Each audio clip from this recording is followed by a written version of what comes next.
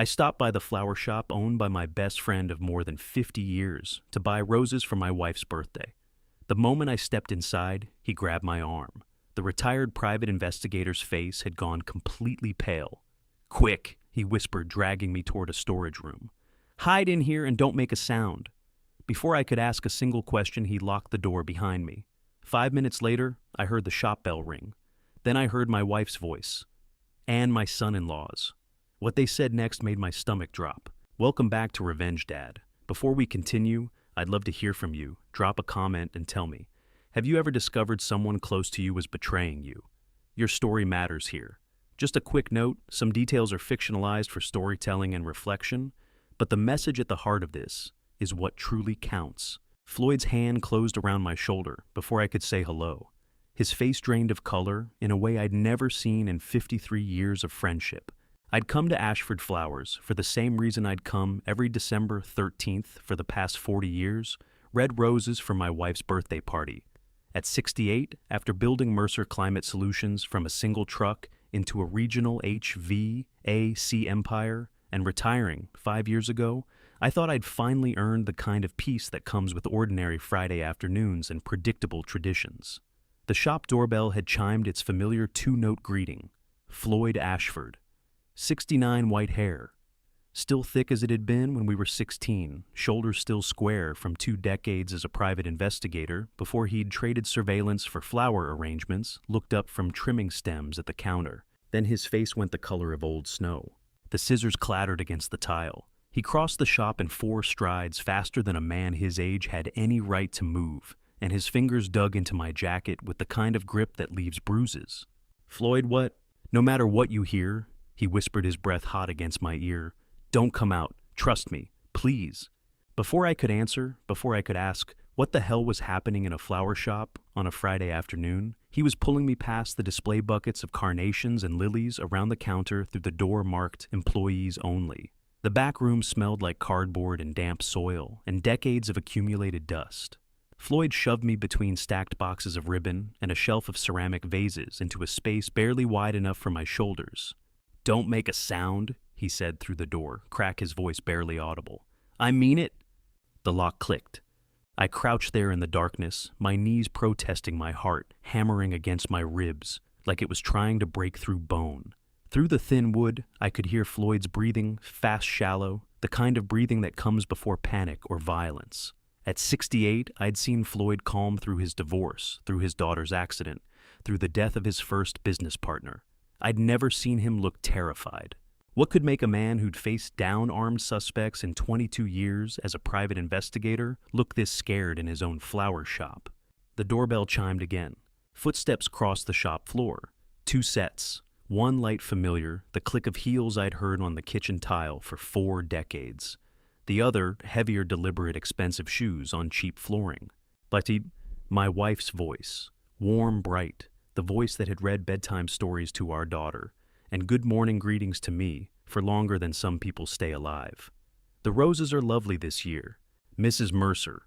Floyd's response came out too smooth, too practiced the voice he used to use on suspects he was tailing. "Always a pleasure. Shopping for the party tonight." "Just browsing." Estelle's heels clicked closer to my hiding spot. Through the crack in the door, I could see her silhouette 65 silver hair. She'd stopped dyeing 3 years ago, the cardigan she always wore on Fridays. 30 years teaching 2nd grade had given her a voice that carried without shouting. "These red roses are beautiful, a little tacky and outdated, exactly what he likes." Something cold slid down my spine. He's always appreciated classic arrangements. Floyd's voice stayed level, but I knew him well enough to hear the edge underneath. "Classic." Estelle laughed soft and low. "That's one word for it." The second set of footsteps moved closer, a man's voice smooth as polished steel. "Floyd, we need to talk about tonight's delivery timeline." Brent, my son-in-law, 40 years old, Harvard Business School, smile CEO, of the company I'd built with my own hands and stupidly handed over 5 years ago, thinking family meant safety. "Timeline's all set, Mr. Townsend." Floyd's voice had gone flat emotionless, the tone I remembered from his PI days when he was lying to Marks. "Everything's ready." "Good."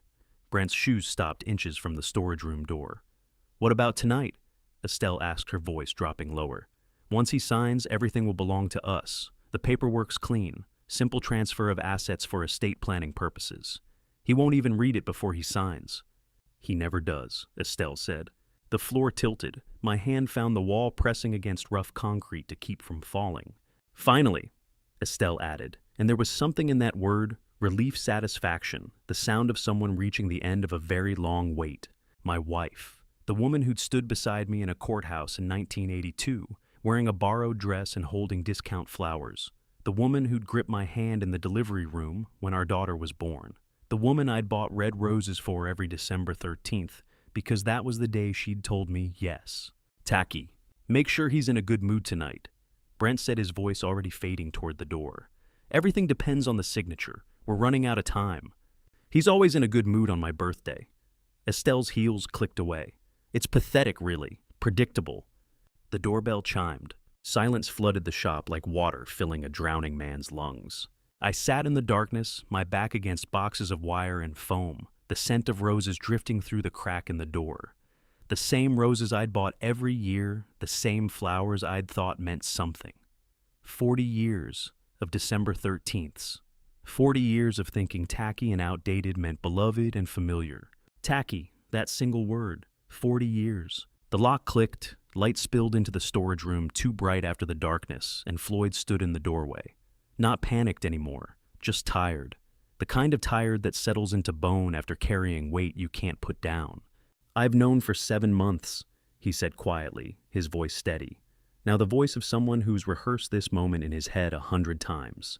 And I've gathered enough evidence to ruin both of them. The navy blue notebook was 2 inches thick, spiral bound, and when Floyd placed it on the small kitchen table between us, it landed with the weight of something that had been waiting a long time to be opened. He'd led me from the storage room to the back kitchen, a cramped space with a coffee maker and a table barely big enough for 2. His hands shook as he measured grounds filled the pot. The door opened. A woman with silver hair pulled back in a bun, stepped through, took one look at our faces, and stopped. I'll mind the front, Dorothy Ashford said, quietly. 67, married to Floyd for 40 years. She'd learned long ago when not to ask questions. The door closed. Floyd set a mug in front of me. Coffee I wouldn't drink. He sat down, both hands on the notebook. You need to see all of it before you decide what to do. He opened to the first page. The handwriting was Floyd's neat block letters from his PI days. Your first entry, May 14th, 2:47 p.m. Your son-in-law walked into my shop alone. The page showed a date-time license plate number. Below that, subject entered purchased single white rose, asked about backroom privacy for business meetings. Offered $50 cash per use. I declined. He returned 1 week later. I turned the page. May 21st, same time. Brent brought Estelle. Floyd had printed a security camera, still grainy black and white, unmistakable. My wife and my son-in-law at the back table, heads bent together over papers. I have 18 meetings documented, Floyd said. 11 with both of them present. Every visit at 2:47 p.m. That's when Vivica's teaching shift starts. My voice came out flat. He knows she's at the school until 4. Yes. Floyd flipped through pages. More photos. June 3rd, June 17th, July 8th. See how she signs here, June 3rd? Not forced. Willing. The photo showed Estelle's hand holding a pen, her signature flowing across a document. Her face wasn't visible, but I knew the angle of her shoulders, the way she tilted her head when concentrating. They chose your shop because they thought I was just an old man who sells flowers and asks no questions. Floyd's mouth twisted. They were half right. I do sell flowers, but I spent 22 years asking questions for money, and some instincts don't retire.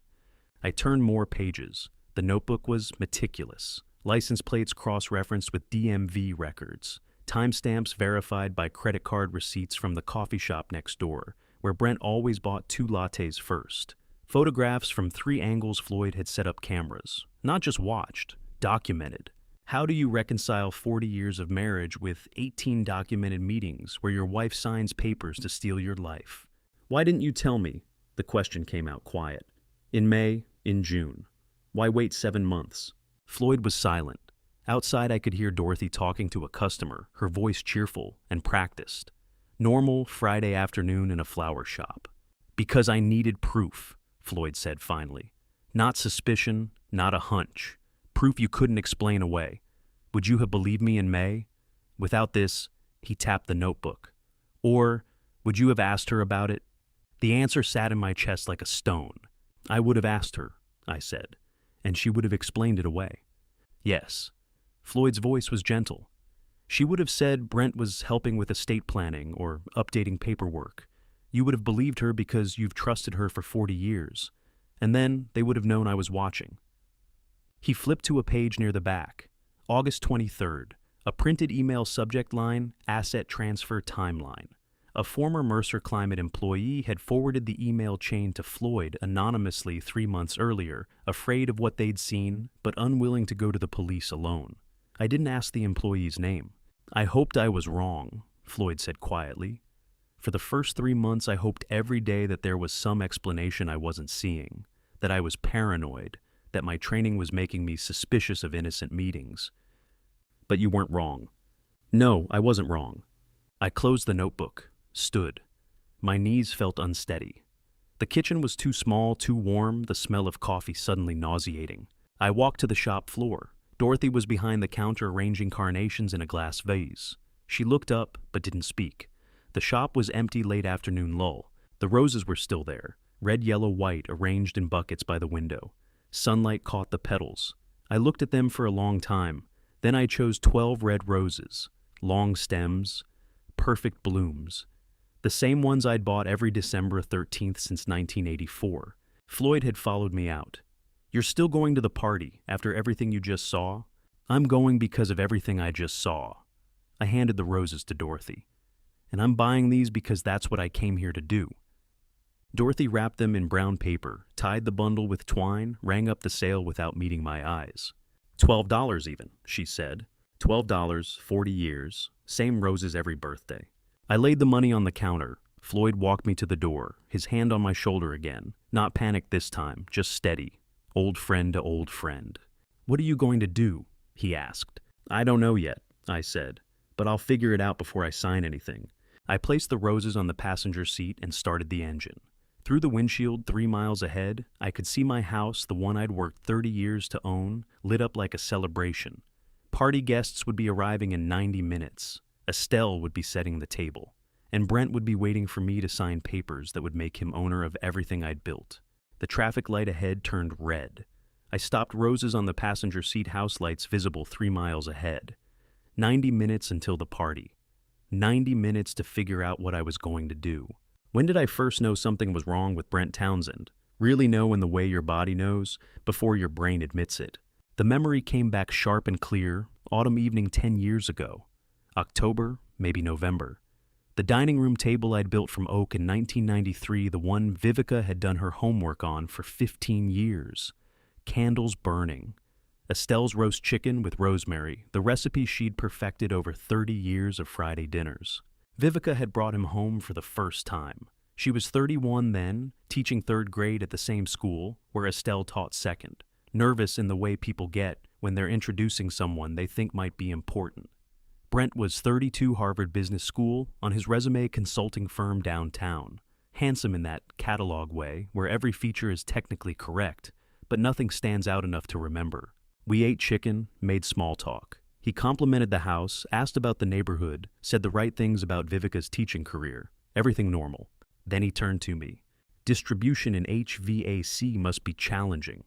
He said, cutting his chicken with precise movements. Seasonal demand inventory forecasting. How do you manage cash flow in shoulder months?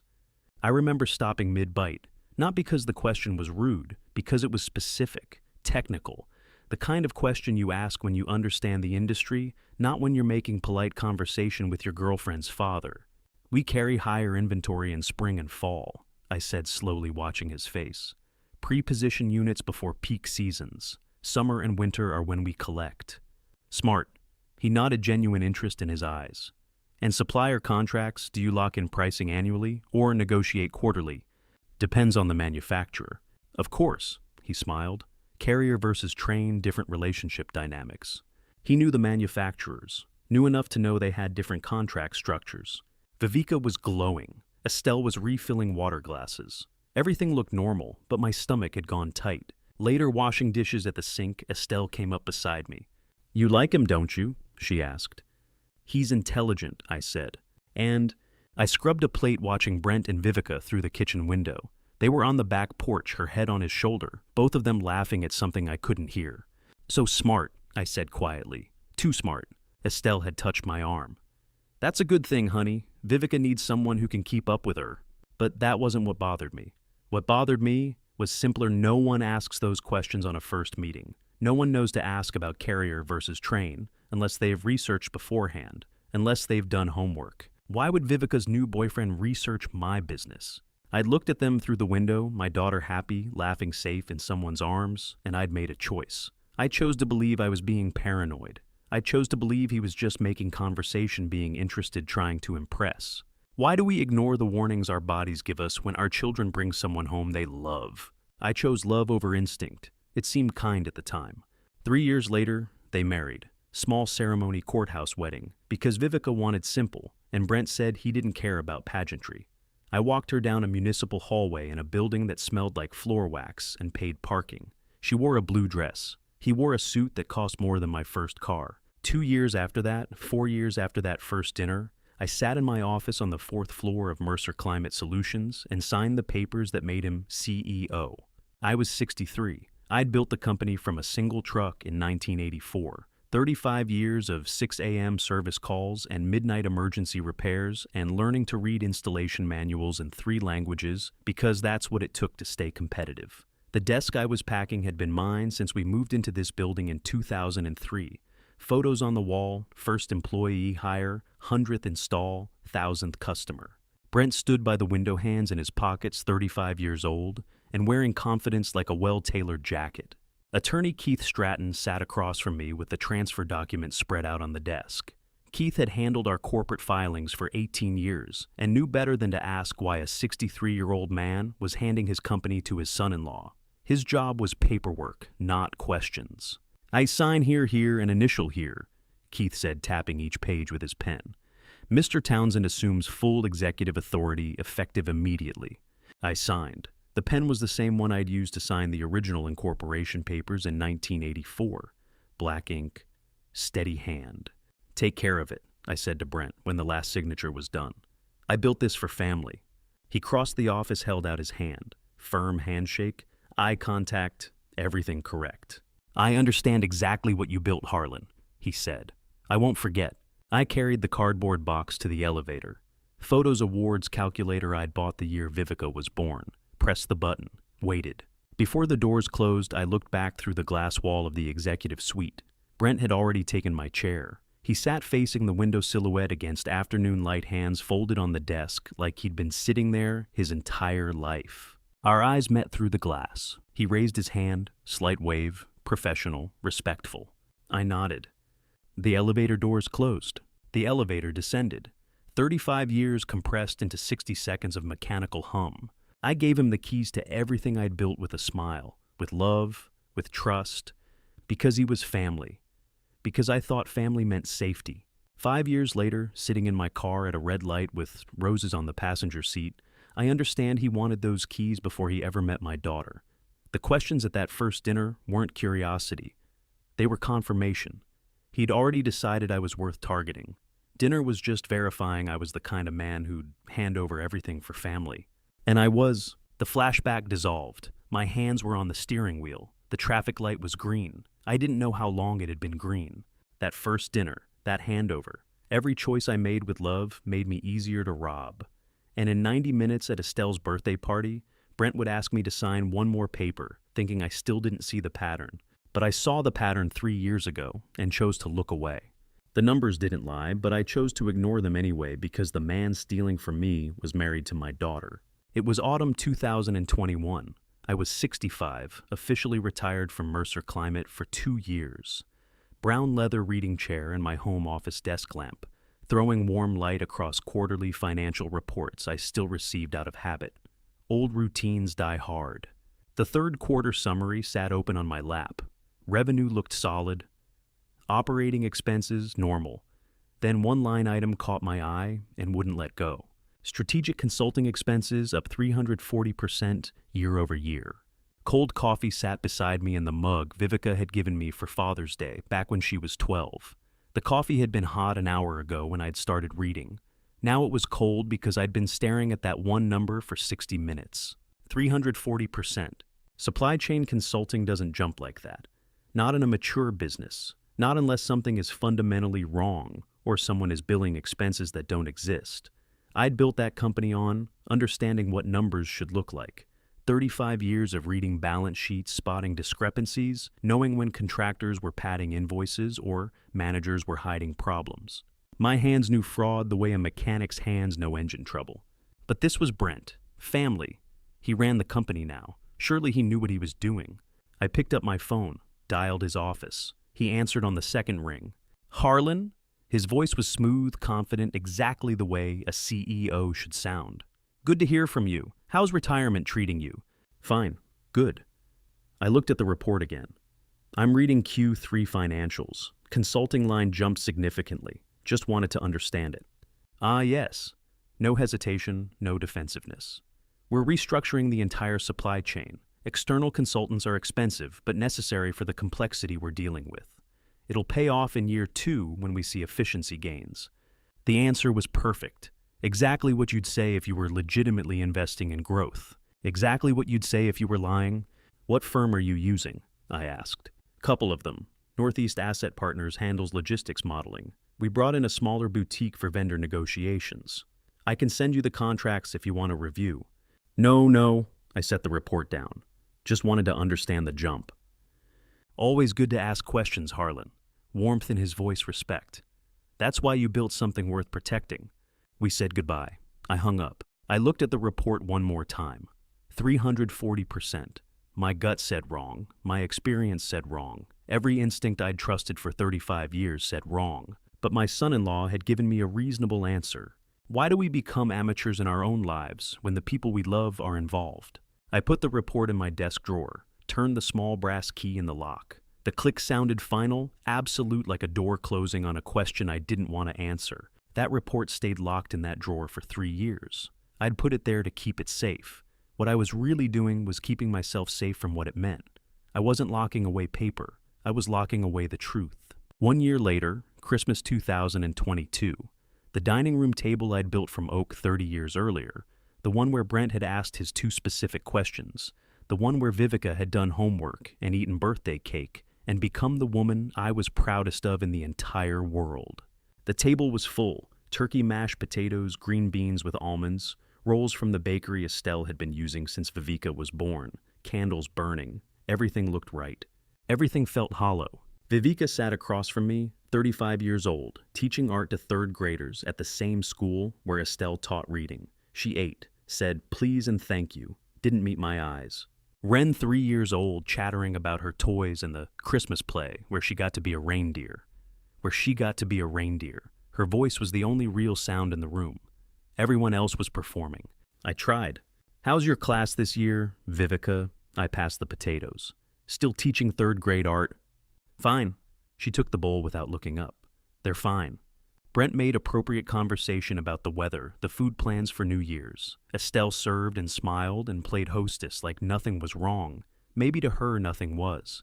Dessert came, pie. Ren bounced in her chair. Come give Grandpa a hug before dessert, I said, offering my arms. Vivica intercepted hand on Ren's shoulder. She's eating Dad. 3 years old, and my granddaughter looked at me like she wasn't sure if she was allowed to hug me. I lowered my arms. We ate pie in silence, broken only by Ren's questions that no one really answered. After dinner, Ren broke free while they were getting coats, ran to me, threw arms around my waist. Her hair smelled like cinnamon and child shampoo. She felt small and perfect, and I held on longer than I probably should have. I love you, Grandpa, she whispered. Love you too, little one. Vivica pulled her away. Not rough, not mean, just firm. Time to go home. Thanks for dinner, Vivica said at the door. No hug, no warmth, eyes still not meeting mine. 37 years, one glance, gone. I watched their car back out of the driveway, taillights disappearing down the street into December darkness. First time since she was born, since I held her in the hospital and promised to always protect her, that my daughter left my house without love in her eyes. Estelle closed the door behind me.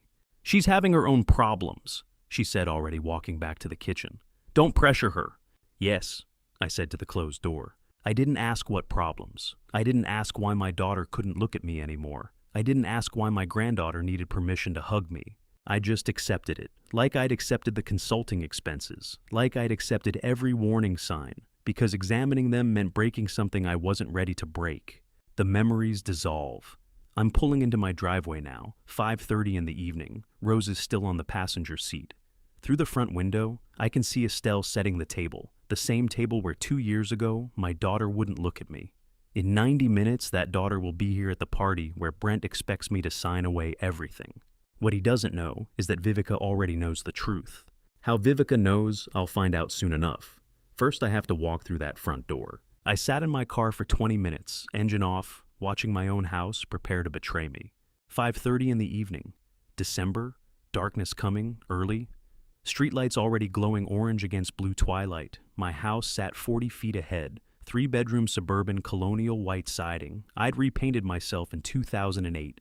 Black shutters Estelle picked out because they looked classic. I bought it in 1994 for $160,000. Paid it off over 30 years. Every spare dollar, every overtime shift. Every vacation we didn't take because the mortgage came first. Through the dining room window, I could see Estelle setting the table, moving between kitchen and dining room, with plates, glasses, the good silverware we only use for birthdays and holidays. She looked normal, happy even, planning a party for herself, while planning to help her lover steal everything I owned.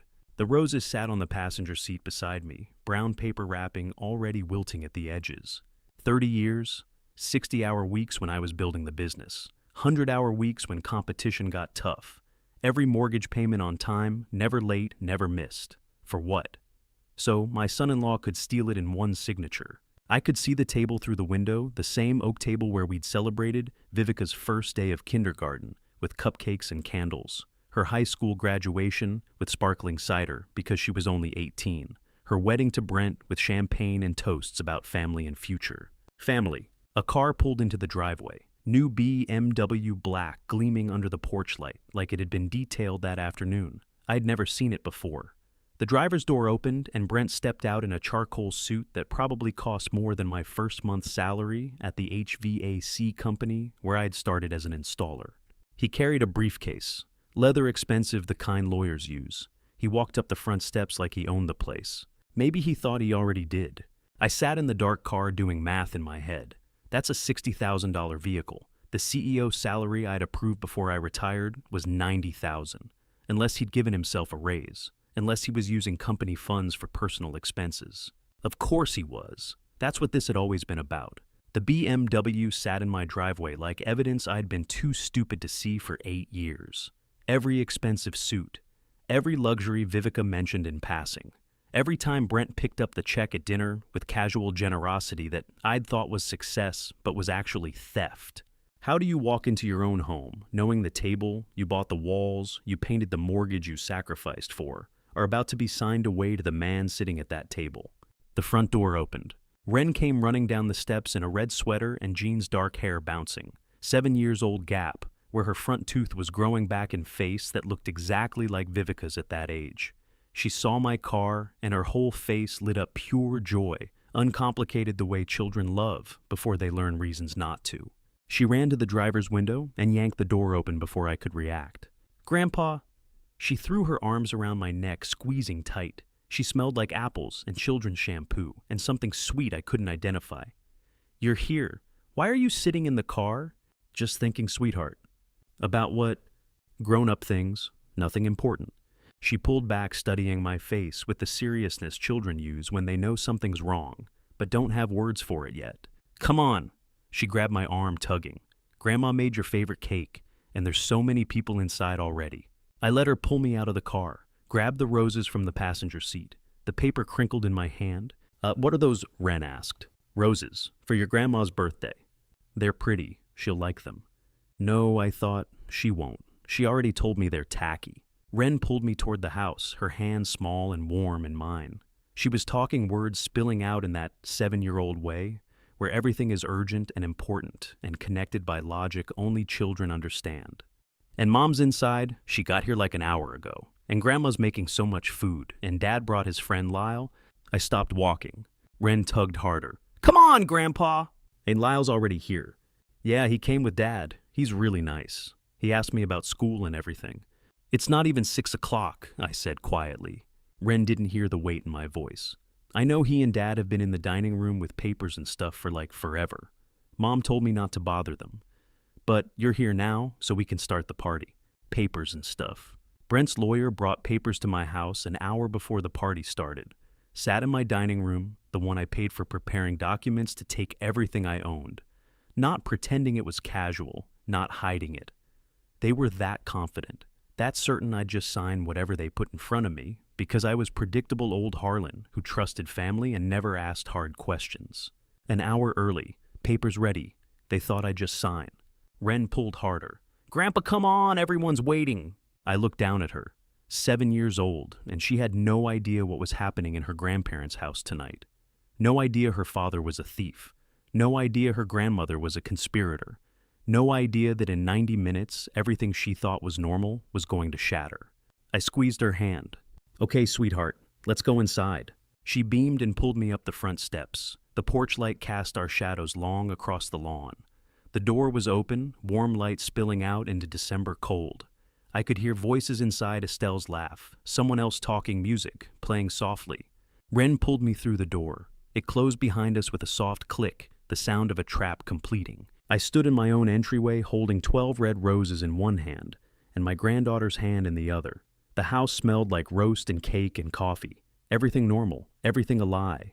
And somewhere in this house, probably still in my dining room, probably still reviewing their papers, Brent and his lawyer were waiting with documents that would never be signed. They would be waiting, but they could wait a few more minutes. First, I needed to remember what Floyd had told me the parts that made walking through that door possible, instead of insane. But to understand why I walked into my own house knowing what would happen, you need to know what Floyd told me before I left his shop, the part about how much Brent owed and to whom. The memory came back clear. Floyd's kitchen 4 hours earlier, coffee going cold on the table between us. He'd closed the Navy notebook and pulled out a single sheet of paper. Printout looks like it came from somewhere official, but Floyd never said where, and I never asked. Numbers written in Floyd's block handwriting in the margin $280,000. This is what he owes, Floyd said, tapping the number.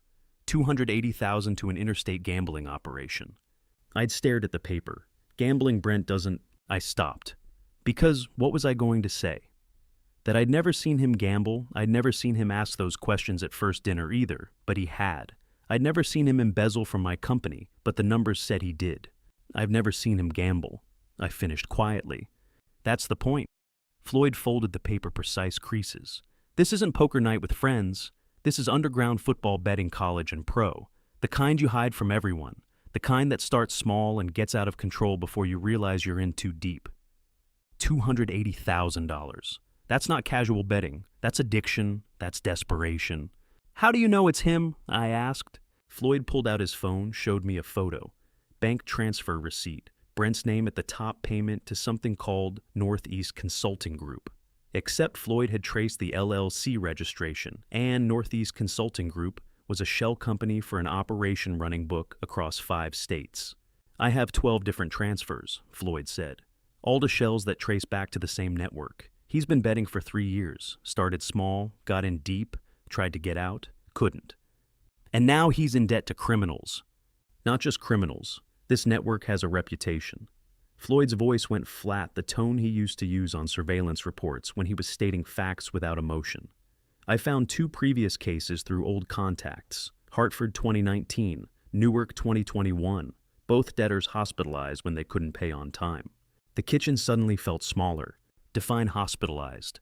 One was in ICU for 8 days, broken ribs, punctured lung, facial fractures. The other lost 3 fingers. I looked at the number again, 280,000, and Brent's deadline, 10 days from now, maybe less. Floyd met my eyes. Your house is worth enough to clear his debt completely. That's why tonight matters. That's why he can't wait. He's not just greedy, he's desperate. And desperate men with violent creditors don't have the luxury of patience. When does a family problem become a criminal problem? When the person robbing you owes money to people who solve problems with violence.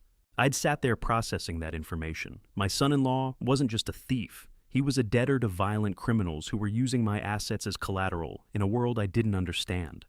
My house wasn't just something Brent wanted, it was something he needed to avoid being hospitalized.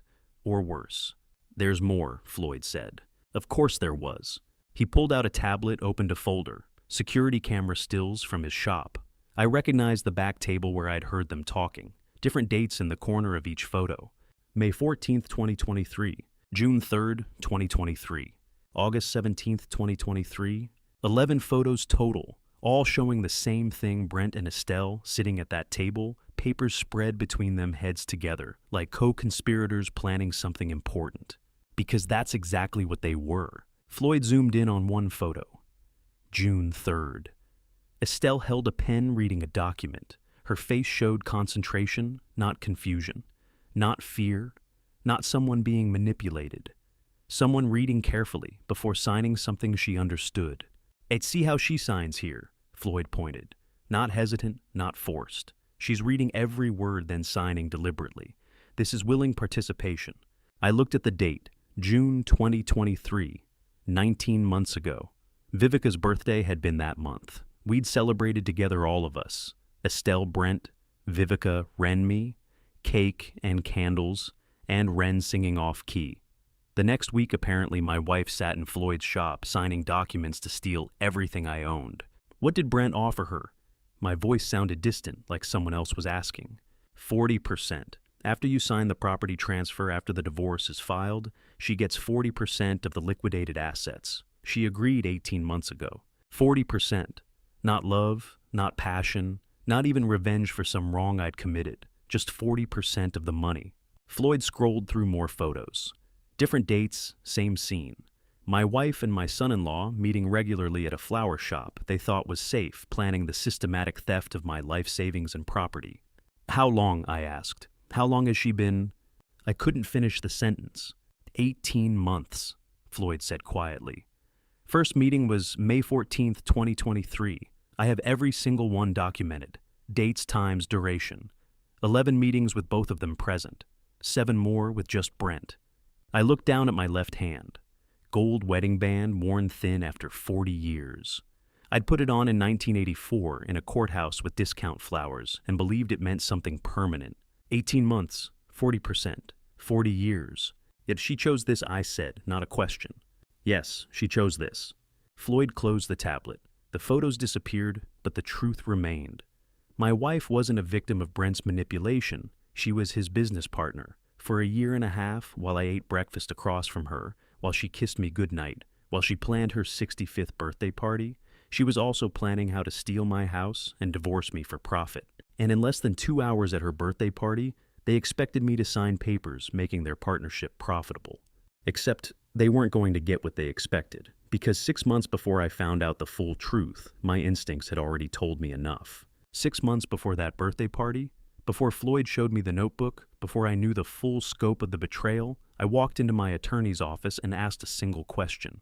How do I make sure no one can take my assets, no matter what I sign? June 2024. Martin Caldwell's office in downtown Hartford, 4th floor of a building older than I was. Antique furniture walls lined with leather-bound legal books. Persian rug that had been there since I first walked through that door 30 years ago to set up my will when Vivica was 8 years old. Martin sat across the mahogany desk, 62 silver hair, reading glasses on a chain around his neck. 3 decades of handling my estate planning and corporate paperwork. He knew when a client was asking hypothetical questions and when they were preparing for war. I sat down in the leather chair that had molded to my shape over 30 years of meetings. Martin, hypothetically, if I wanted to ensure no one could take my assets, even if I signed papers giving them permission, what would I need to do? And wind and prick ich bin der Bastard. He set down his pen, looked at me carefully. "Are you in danger? Harlan, is someone threatening you?" "Not yet." I met his eyes. "But I need to be ready if they do." He was quiet for a moment, the way lawyers get when they're shifting from casual conversation to serious legal strategy. "Irrevocable charitable remainders trust," he said finally. "It's the only legal structure that protects assets even from your own signature, but it's permanent. You understand what that means." "Explain it to me." He pulled out a yellow legal pad, started drawing a diagram I'd see in my sleep for months afterward. You transfer your assets, house savings, investment accounts, company shares, into a charitable trust. The assets become property of the trust, managed by an independent trustee according to terms you set now. You remain the lifetime beneficiary, receiving income from the trust until you die. After your death, remaining assets go to designated charities. He tapped the diagram. And here's the critical part, that once you establish an irrevocable charitable trust, the assets are no longer legally yours. You're a lifetime beneficiary receiving income, but the principal belongs to the trust, forever. You cannot sell them, cannot mortgage them, cannot transfer them, and neither can anyone else, even with your signature. What if I change my mind? You can't. That's what irrevocable means. Martin's voice was steady, making sure I understood. Even you cannot undo this. Any papers you sign afterward attempting to transfer, sell, or mortgage those assets legally meaningless. The trust owns them, not you. And the trust is bound by its founding documents. How do you protect yourself from signing away everything you own? You make sure you no longer own it. I looked out the window at Hartford's skyline, the city where I'd built my business from nothing, where I'd bought my first house with Estelle in 1984. Where I'd raised my daughter and thought I understood what family meant. Brent's questions at that first dinner 8 years ago. The consulting expenses that jumped 340%. Vivica's distance at Christmas. I didn't have proof yet. Didn't have Floyd's notebook or photos or documentation. Just instinct. Just 35 years of reading people and situations and knowing when something was fundamentally wrong. I turned back to Martin. And how long does it take? To draft the documents, 2 weeks. To file with the state register with federal authorities, make it legally binding, 4 weeks total. Do it now. Martin studied my face. This is permanent, Harlan. Once these papers are signed and filed, you cannot reverse this decision.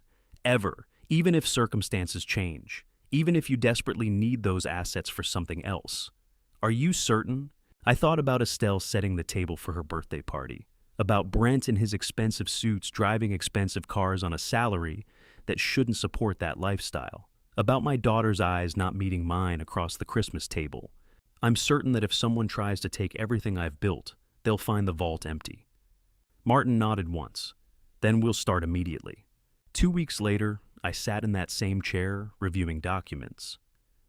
Irrevocable Charitable Remainder Trust, established June 21st, 2024.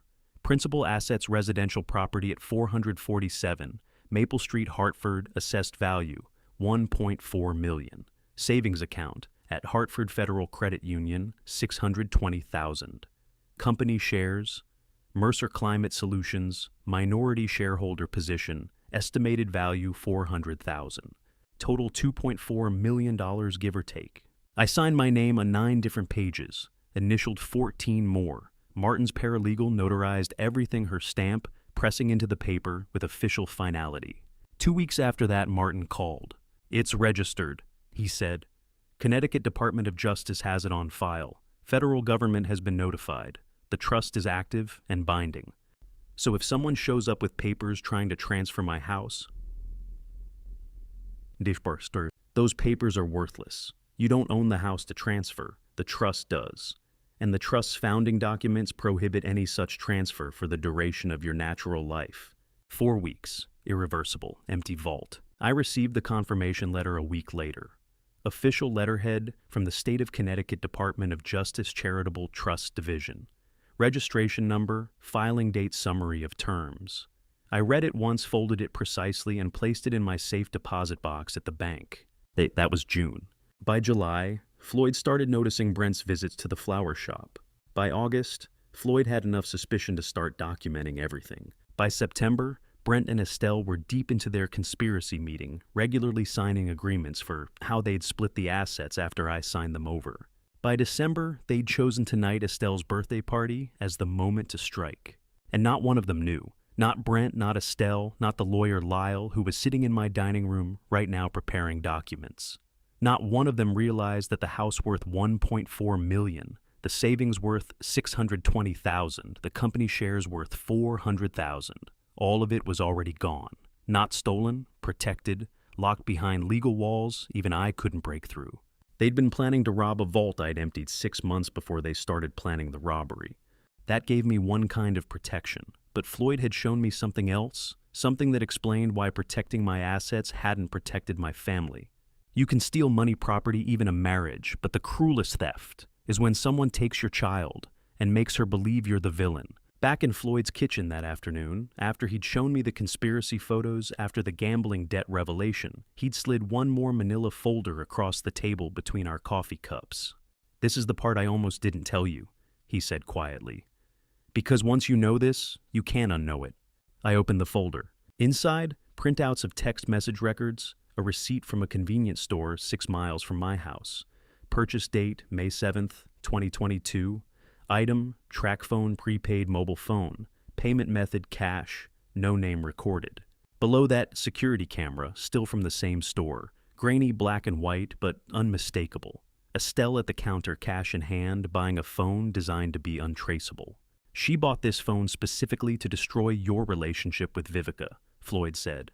"Cash purchase, no name, untraceable, except I still have contacts at the security company that services that chain. They keep footage for 2 years. My hands had gone numb holding the photo. "What messages?" Floyd pulled out his laptop, opened 2 windows side by side. 14 texts over 8 months, May through December 2022. All addressed to someone named Claire, all affectionate, all written to sound like you were having an affair. She sent them to Vivica from the burner phone, but spoofed your number so they appeared to come from you. Left screen showed messages Vivica had received supposedly from my phone. May 18th. Can't wait to see you Thursday, Claire. You make everything better. June 22nd. Last night was perfect. I wish we didn't have to hide this. August 4th. Thinking about you, always. September 15th. Meeting you was the best thing that's happened to me in years.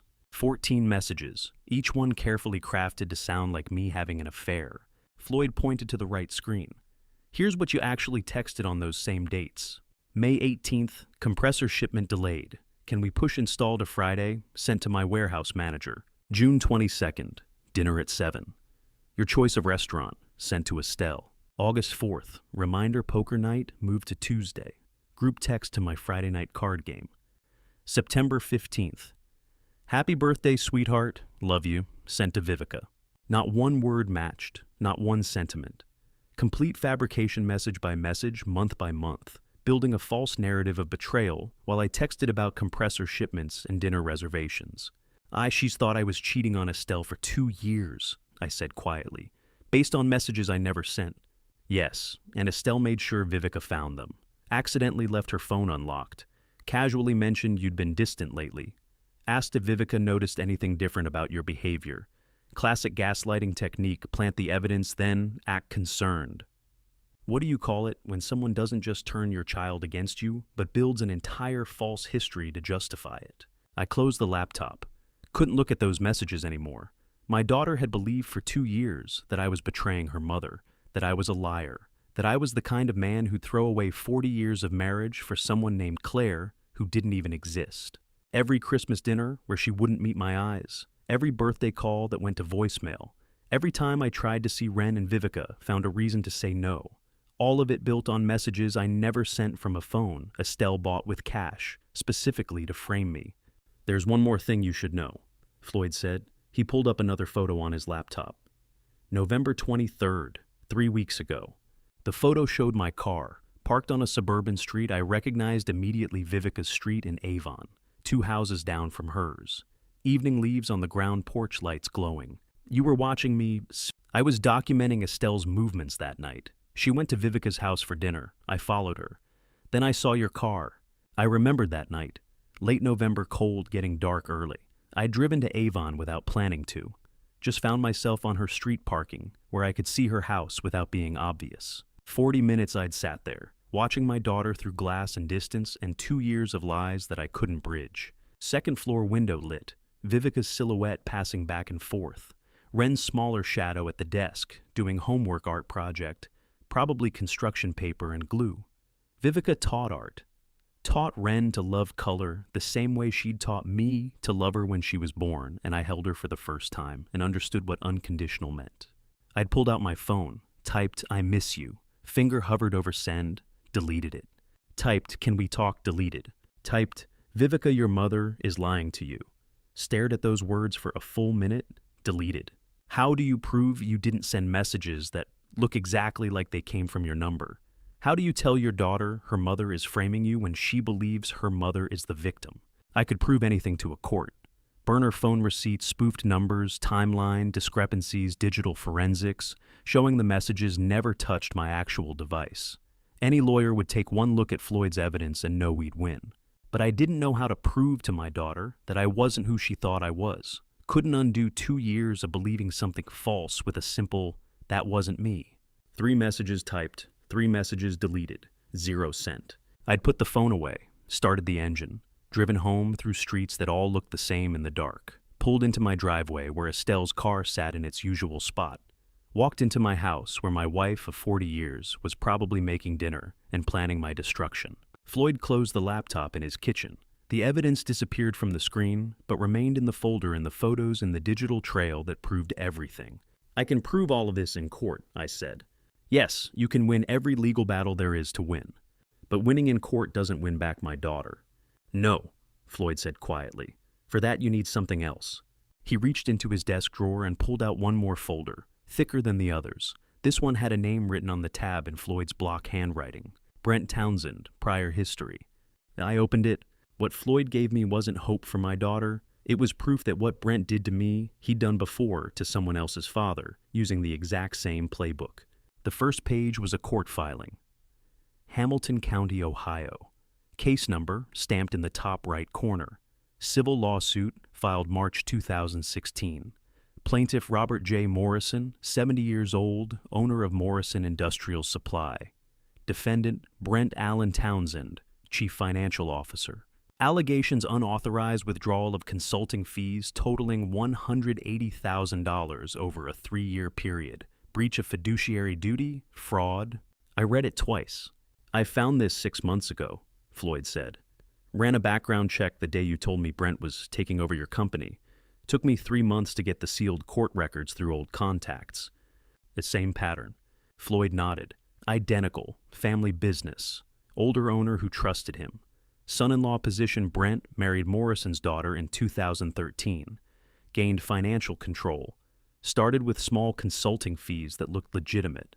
Escalated over 3 years until Morrison noticed the numbers didn't add up. What happened? Settled out of court. Amount undisclosed, but Morrison's lawyer told my contact it was barely 20 cents on the dollar. Morrison wanted to avoid publicity because his daughter was still married to Brent at the time. By the time the case settled, they were divorced. Brent walked away, moved to Connecticut, and found you. I stared at the filing. Robert Morrison, 70 years old, built a business, trusted his son-in-law, lost nearly $200,000, and probably his relationship with his daughter in the process. "You weren't the first, Harlan," Floyd said quietly. "Just the biggest target. Mercer Climate is worth more than Morrison Industrial Supply ever was. Your house is worth more. Your savings are deeper. To Brent, you were the upgrade. How many families has he done this to?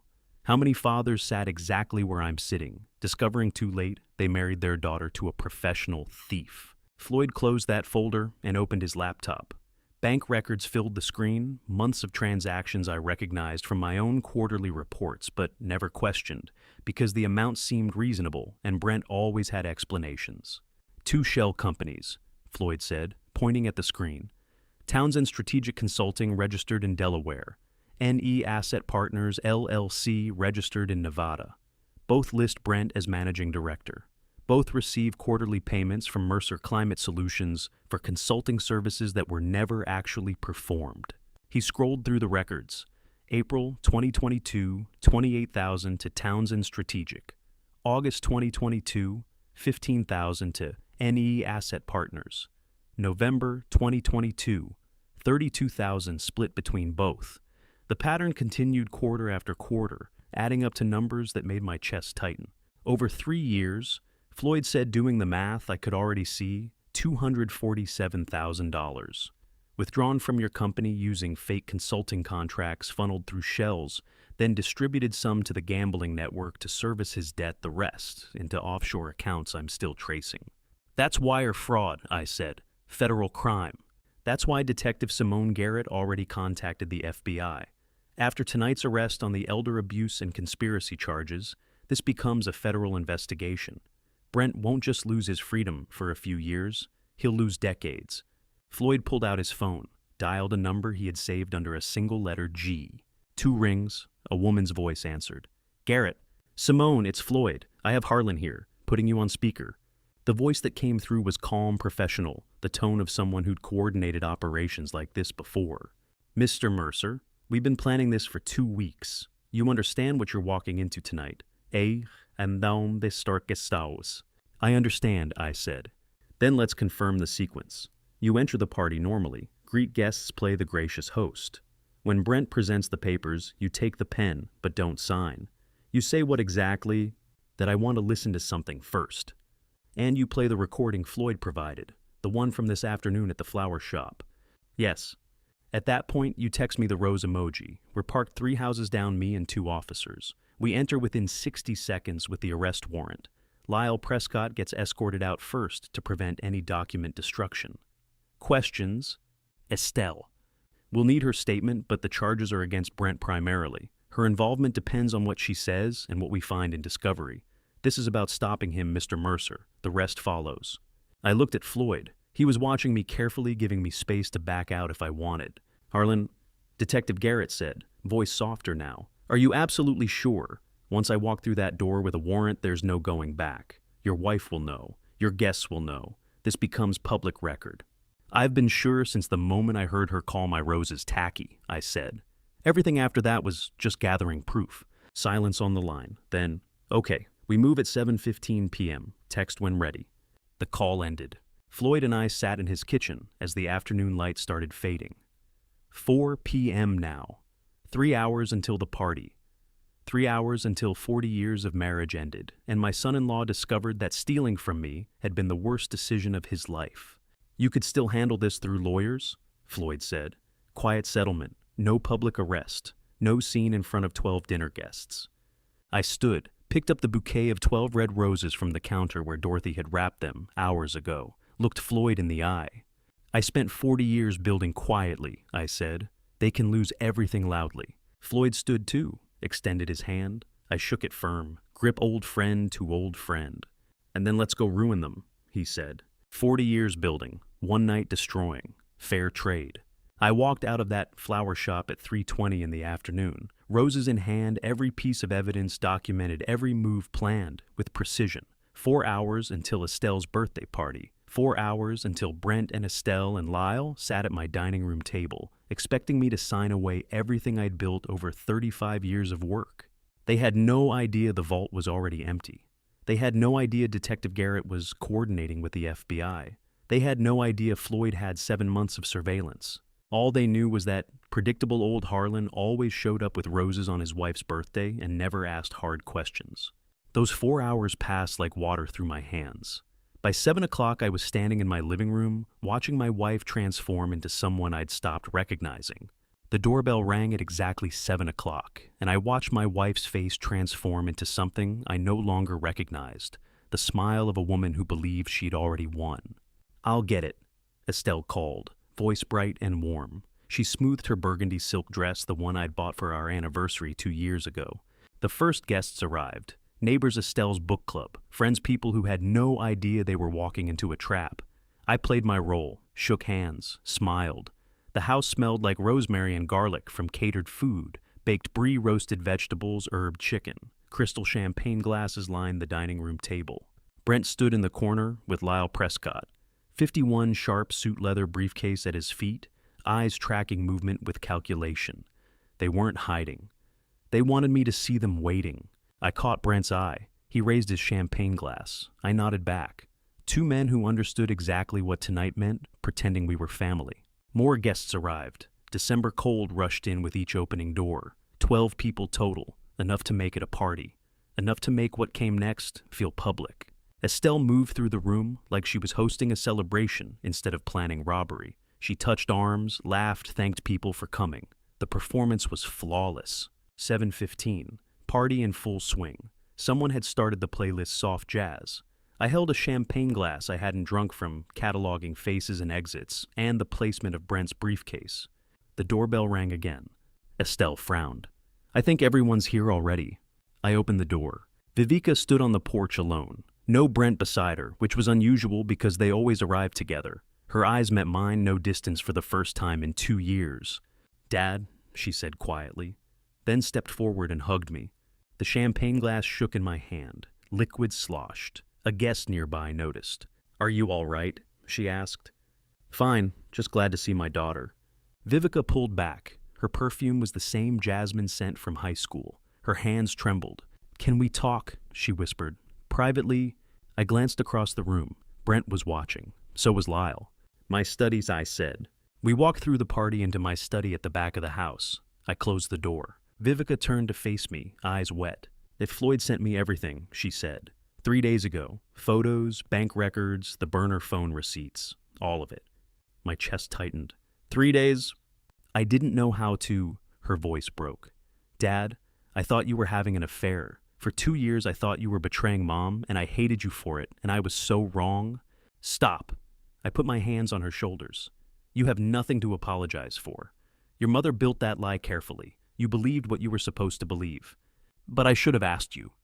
And I should have fought harder, instead of sitting outside your house deleting messages I was too afraid to send." I met her eyes. "We were both victims. That ends tonight." She wiped her face. "Floyd said you have a plan." "I do, but I need your help. Anything. When I give you the signal, I touch my left ear twice, you take Ren upstairs immediately. Get her out before things happen that she's too young to see." Vivica nodded. "What's going to happen?" "Justice." We stood in silence, father and daughter reunited by shared betrayal. "I missed you," she said quietly. "I missed you too." A knock on the study door. We both froze. Brent's voice came through. "Everything okay in there?" Vivica straightened, wiped her face, looked at me with something I hadn't seen in 2 years, trust. "We should go back," she said. I opened the door. Brent stood in the hallway, Lyle directly behind him. Close. Too close. Just catching up," I said, keeping my voice light. "Haven't had a real conversation with my daughter in a while." Brent's eyes moved between us, calculating, suspicious. "What were you talking about?" "Family," Vivica said, voice steady. "Things we should have talked about years ago." We stepped past them into the hallway. Party noise grew louder, conversations, laughter, glasses clinking. From across the room, Ren's laugh cut through the noise. She was showing someone her new shoes, red velvet, to match her dress, spinning so the fabric swirled. 7 years old and untouched by knowledge that her father was a thief and her grandmother a co-conspirator. That's why she had to leave before it happened. Why Vivica's signal mattered more than anything. Brent moved closer. His cologne was overwhelming citrus and cedar, expensive like everything about him. When he spoke, his voice had an edge I'd never heard. "You two seem close all of a sudden." Lyle's hand settled on Brent's shoulder, firm, steadying or restraining, I couldn't tell. But I could tell this Lyle's hand tightened on Brent's shoulder, and I realized with cold clarity that the lawyer wasn't here to help present documents. He was here because they'd moved up their timeline. I needed to stay calm, but calm became harder when I realized they knew something had changed. I was 3 steps from the kitchen when I heard my son-in-law's voice drop to a whisper that made my blood stop. "He knows something." Brent's voice came through the gap where the kitchen door stood ajar. I can feel it. The way he looked at Lyle, the way Vivica pulled him aside. I stopped in the hallway. Guests were talking in the living room behind me, jazz playing softly normal party sounds that had nothing to do with the conspiracy unfolding 15 feet ahead. Estelle's voice lower, calmer. "He doesn't know anything. He never does. You're being paranoid." "Am I?" Brent's tone sharpened. His daughter hasn't spoken to him in 2 years. Suddenly tonight she shows up late alone, pulls him into private conversation, and they come out looking like allies. That's not paranoid. That's pattern recognition. Silence. I could picture Estelle's face, the calculations running behind her eyes. "What do you want to do?" she asked finally. "We move at dessert, not after. At dessert. Before he has time to think, before Vivica can warn him about anything, before this night goes any direction except the one we planned. And if he doesn't sign..." Brent's pause lasted 3 seconds. Then Lyle explains what happens to people who owe money they can't pay, how accidents happen, how houses burn down, how granddaughters get caught in fires. My hand found the wall, steadied myself. Every instinct told me to walk through that door immediately. But bursting in now would give Brent time to destroy the documents, time to call people I didn't want, called time to run, before Detective Garrett could position her officers. Wren was upstairs, safe. The officers were 3 houses down, 60 seconds away when I sent the signal. The fastest way to protect my granddaughter was to finish what I'd started. I had 2 choices: walk into that kitchen and end this now, or play the role a little longer. I chose the role. Walked forward, pushed the kitchen door open, smiled. "Nice, there you are," I said, voice cheerful, oblivious. "Estelle, are we serving dessert soon?" Guests are asking. Estelle jumped. Actual physical startle. Her hand went to her chest. Harlan, we were just discussing timing." Brent finished, smoothly stepping forward with his practiced smile. "I was thinking of making a toast before dessert. Something about family and gratitude, if that's all right with you." He stood close. Too close. I could smell his cologne again, see the calculation in his eyes. "Of course," I said. "Estelle deserves a proper toast." Exactly what I was thinking. Brent's smile didn't reach his eyes. "Family takes care of family. That's what tonight's about." He walked past me, shoulder brushing mine, deliberate contact, establishing dominance, making sure I knew he was in control. Estelle recovered her composure, touched my arm. "Are you all right, honey? You look pale." "Fine, just hungry." "Dinner's ready. Let's get everyone seated." We returned to the party. Guests migrated to the dining room. The table I'd built 30 years ago, set with china we'd received as wedding gifts, holding food, meant to celebrate a woman who was helping steal everything I owned. I sat at the head, Estelle at the other end, Brent to my right, Lyle to my left, Vivica across from me with Wren beside her. 12 people total, arranged like pieces on a board, neither side controlled completely. Food was served. Conversation started. I moved my fork, cut my chicken, pretended to eat. While my hands gripped the plate so hard, my wedding ring cut into the adjacent finger. The pain was sharp, focusing a reminder that I was still here, still performing, still in control, even though Brent had accelerated everything. Before I show you what happened when Brent stood to speak, are you still with me? Comment A, if you think I should reveal everything now, or B, if I should wait for Brent to incriminate himself. Add one reason. What follows contains some recreated dialogue for storytelling purposes. The core truth is what matters. Dessert arrived, cake with candles. Estelle hadn't blown out yet. Coffee in cups that matched the china. Everything civilized and normal, except for the briefcase sitting at Lyle's feet, and the threat Brent had made in the kitchen about granddaughters and fires. I looked at Vivica, caught her eye, touched my left ear twice. She understood immediately. "Wren's sweetheart," Vivica said, standing. "Past your bedtime. Let's go upstairs." "But I want birthday cake." Wren's voice carried that 7-year-old protest that expected negotiation. "We'll save you a piece," Vivica said firmly, taking her hand. "But Grandma hasn't blown out candles yet. We'll tell you all about it tomorrow." Wren looked at me confused why the fun was ending. I smiled at her the most genuine smile I'd managed all night. "Good night, little one. Sweet dreams." "Good night, Grandpa." Vivica led her toward the stairs. I watched them go, my daughter protecting my granddaughter from what came next, just like we'd planned. Estelle was watching too. "Why is she leaving?" "School night," Vivica said, without turning around. "She needs sleep." The lie was smooth, natural. Estelle accepted it with a nod and turned back to her guests. But Brent was watching me, and Lyle was watching Brent. Footsteps on the stairs, Vivica and Wren disappearing to the second floor, a door closing somewhere above us. Wren was safe. Brent stood, his chair scraped against hardwood. Lyle's hand moved beneath the table toward the briefcase, I assumed checking it was still there. Brent picked up his champagne glass, tapped it with a knife. The crystal rang clear and bright, cutting through conversation. "I'd like to say something," he announced. The room quieted. 12 guests turned toward him. Estelle smiled. I sat very still. The crystal chandelier above the dining table flickered, once bulb dying, or omen, I couldn't tell. Under the chandelier's light, Brent raised his glass like a man who believed he had already won. No one at that table knew the toast was a trap. Every person in that room thought they were about to hear a birthday toast. Only 4 of us knew what was really happening. "I want to honor." Brent began his voice, carrying the exact warmth of a son who'd never planned to destroy his family, not just Estelle's birthday, but everything Harlan built over 40 years. He paused. Let the words settle. Guests nodded, smiled, raised their glasses slightly in anticipation of the toast to come. A man like Harlan, Brent turned toward me, glass still raised, who built a company from nothing, who provided for his family, who created something that will outlast all of us. A man like that deserves peace of mind. More nods. Someone murmured agreement. I sat very still. Peace of mind. Brent continued, knowing that everything he worked for will be protected for generations, that his legacy won't be lost to probate courts or estate taxes or legal complications. His performance was flawless. Voice steady, eyes sincere, every gesture calculated to appear spontaneous. If I didn't know what he'd stolen, what he owed, what he'd threatened in the kitchen 20 minutes ago, I would believe him myself. Which is why Brent set his glass down. With Harlan's blessing, Lyle and I have prepared something special tonight. Lyle opened his briefcase. The leather creaked. Papers emerged, official-looking, bound with blue backing sheets that made them look important and legitimate. Just estate planning, Brent said smoothly.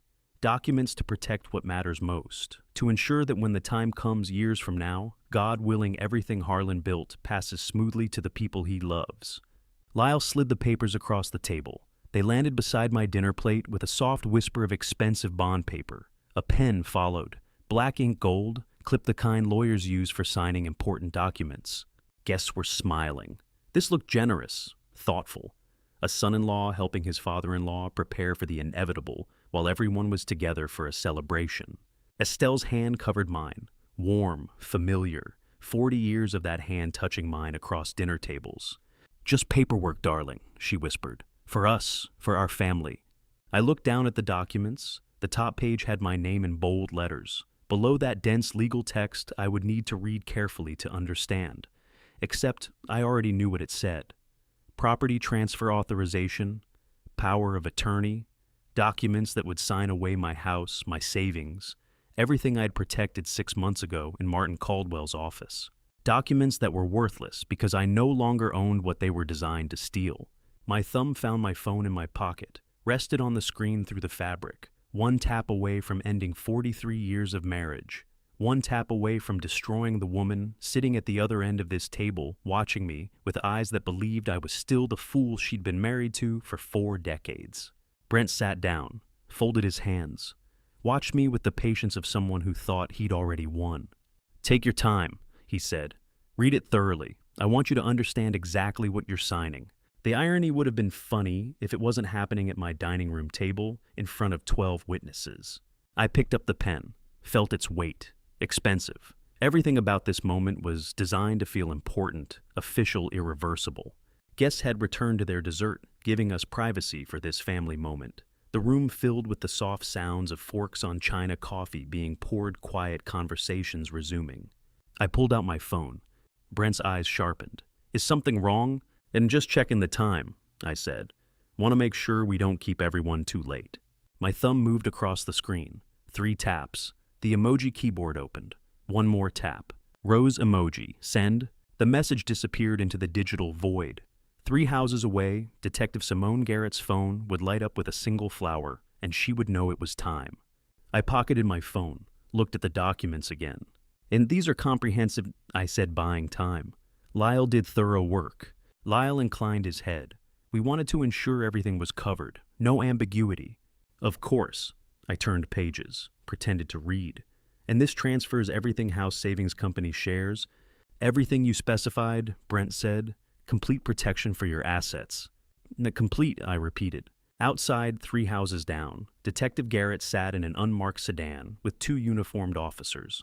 I knew this because Floyd had confirmed it before I left his shop. I knew she'd received my text because we'd planned this exact moment down to the minute. I knew that in exactly 2 minutes, she would knock on my front door with an arrest warrant. I just had to keep performing for 120 more seconds.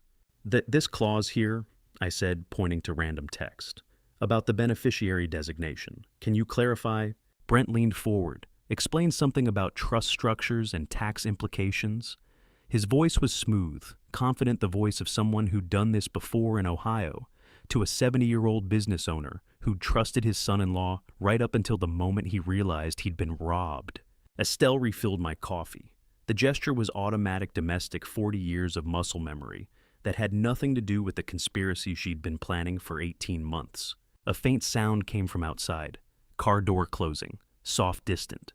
Most people wouldn't notice over the dinner conversation and background music. But I noticed, and my breath caught. Brent noticed my reaction. "Are you all right?" "Fine. Just want to make sure I understand everything before I sign." "Of course. Take all the time you need." But his eyes said something different. His eyes said, "Sign now, old man, before this night goes somewhere you don't control." I picked up the pen again. 3 houses away, the rose emoji was doing its job. I gave Brent exactly 2 more minutes of thinking he had already won. Down the street, the rose emoji had already signaled Detective Garrett to move. Brent had exactly 2 minutes left of thinking he'd won. But first, I needed to remember why this moment mattered, why I couldn't just walk away from what they'd tried to do. The windshield had been intact when I went to bed by 6 a.m. A week ago. Thursday, it wore a spiderweb crack and a note that read, "Clock's ticking, old man." December 6th. Thursday morning. I'd walked out to my garage in darkness, coffee in hand, planning to drive to the hardware store before it got busy. Early morning fog hung low over the street, that thick December cold that makes everything feel muffled and distant. The crack spread across the driver's side windshield like frozen lightning. Center impact point where something heavy had struck it, rock maybe or hammer. The glass hadn't shattered completely, just fractured into 1,000 connected pieces held together by the laminate between layers. The note sat under the wiper blade, white paper folded once. I pulled it out with hands that wanted to shake but didn't. "Clock's ticking, old man. Make it easy." No signature, no explanation needed. I knew who sent it. Knew that Brent's debt to the gambling network had reached the point where they were sending messages to motivate him. Knew that I was collateral in a world where people who couldn't pay got hospitalized. I took my phone from my pocket, photographed the windshield from 3 angles, photographed the note, called Floyd. "They just escalated," I said when he answered. "How bad?" Windshield, threatening note. "They came to my house while I was sleeping." Silence on the line. Then, "Keep everything as is. Don't touch the windshield. I'll document it and add it to the file. This moves it from fraud to criminal intimidation. That's federal." They were in my driveway, Floyd, while Estelle was sleeping upstairs, while I was... I know. I'd stood in my garage, note in hand, looking at my cracked windshield and understanding something I'd never understood before, what it felt like to be afraid in your own home. First time in my life, I was scared to leave my house. Scared that leaving meant coming back to find something worse than a broken windshield. That's when I knew there was no choice but to end this. Not lawyers, not quiet settlements, not walking away.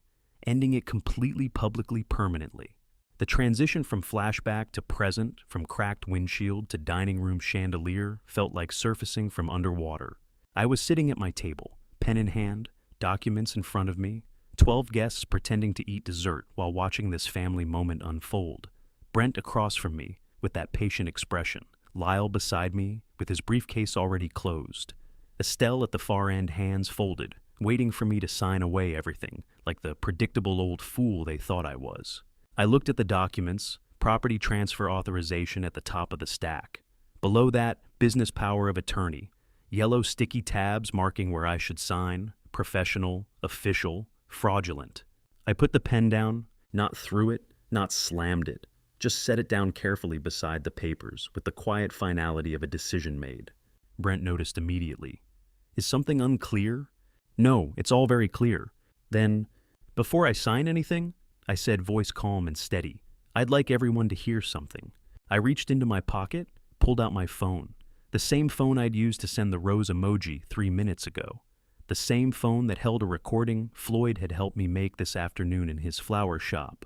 Brent's expression changed. Subtle shift. The confident patience replaced by something sharper, more alert. Oh, it was Harlan. He said, voice tight in a way I'd never heard before. "The documents are straightforward. There's nothing that requires..." "I'm sure they are," I interrupted. "But first this."